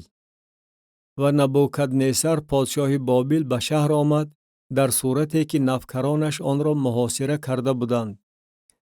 و یهویاکین پادشاه یهودا نزد پادشاه بابل بیرون آمد. خودش و مادرش و نوکرانش و میرانش و خواجه سرایانش. و پادشاه بابل در سال 8 پادشاهی خود او را گرفت. و تمام خزائن خانه خداوند و خزائن خانه پادشاه را از آنجا بیرون آورد و تمام کالای طلایی را که سلیمان پادشاه اسرائیل برای قصر خداوند ساخته بود پاره پاره کرد، چنان که خداوند گفته بود. و تمام اهل یروشلیم و همه میران و همه مردان جنگی را به اسیری گرفته برد. اسیر شدگان 10,000 نفر بودند و همه هنرمندان و آهنگران را نیز، غیر از کمبغلان قوم مملکت کسی باقی نماند. و یهویاکین را اسیر کرده به بابل برد و مادر پادشاه و زنان پادشاه و خواجه سرایانش و همه بزرگان مملکت را به اسیری گرفته از یروشلیم به بابل برد. و همه مردان جنگی را به مقدار 7,000 نفر و هنرمندان و آهنگران را به مقدار 1,000 نفر که همه اشان بهادران جنگ آزموده بودند، پادشاه بابل اسیر کرده به بابل آورد. پادشاهی صدقیاهو. و پادشاه بابل امک او متنیا را به جای او پادشاه کرد و نام او را به صدقیاهو مبدل نمود. در وقت پادشاه شدنش صدقیاهو 21 ساله بود و او 11 سال در یروشلیم پادشاهی کرد و نام مادرش حموتل بنت ارمیاهو از لبنا بود. و آنچه در نظر خداوند بد بود به عمل آورد، مثل هر آنچه یهویاقیم به عمل آورده بود. زیرا آنچه در یروشلیم و یهودا واقع شد به سبب غضب خداوند بود، تا به درجه که او آنها را از حضور خود دور انداخت و صدقیاهو به مقابل پادشاه بابل شورش برداشت. کتاب 4 پادشاهان باب 25.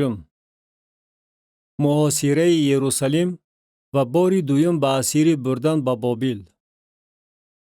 و چنین واقع شد که نبوکدنصر پادشاه بابل در سال 9 پادشاهی خود در روز 10 ماه 10 با تمام لشکر خود به یروشلیم نزدیک آمده در رو بروی آن اردو زد و سد دیدبانی گرداگرد آن بنا کردند.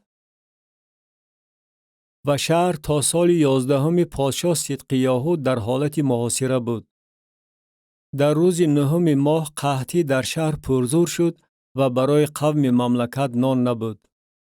و شهر رخنه کرده شد و همه مردان جنگی شبانه از راه دروازه‌ای که در میان 2 حصار نزد باغ پادشاه بود گریختند. و کلدانیان گرداگرد شهر بودند و پادشاه با راه دشترویه روانه شد. و قشون کلدانیان پادشاه را تعقیب نموده در دشترویه یریحو به او رسیده گرفتند و تمام لشکرش از پیش او پراکنده شده رفتند. و پادشاه را دستگیر کردند و او را نزد پادشاه بابل به ریبلا آوردند و بر او داوری کردند.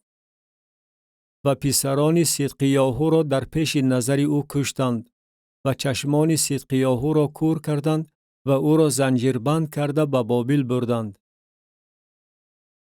و در روز 7 ماه 5 در سال 19 نبوکدنصر پادشاه بابل، نبوزرعدان سردار جلادان نفکر پادشاه بابل به یروشلیم آمد.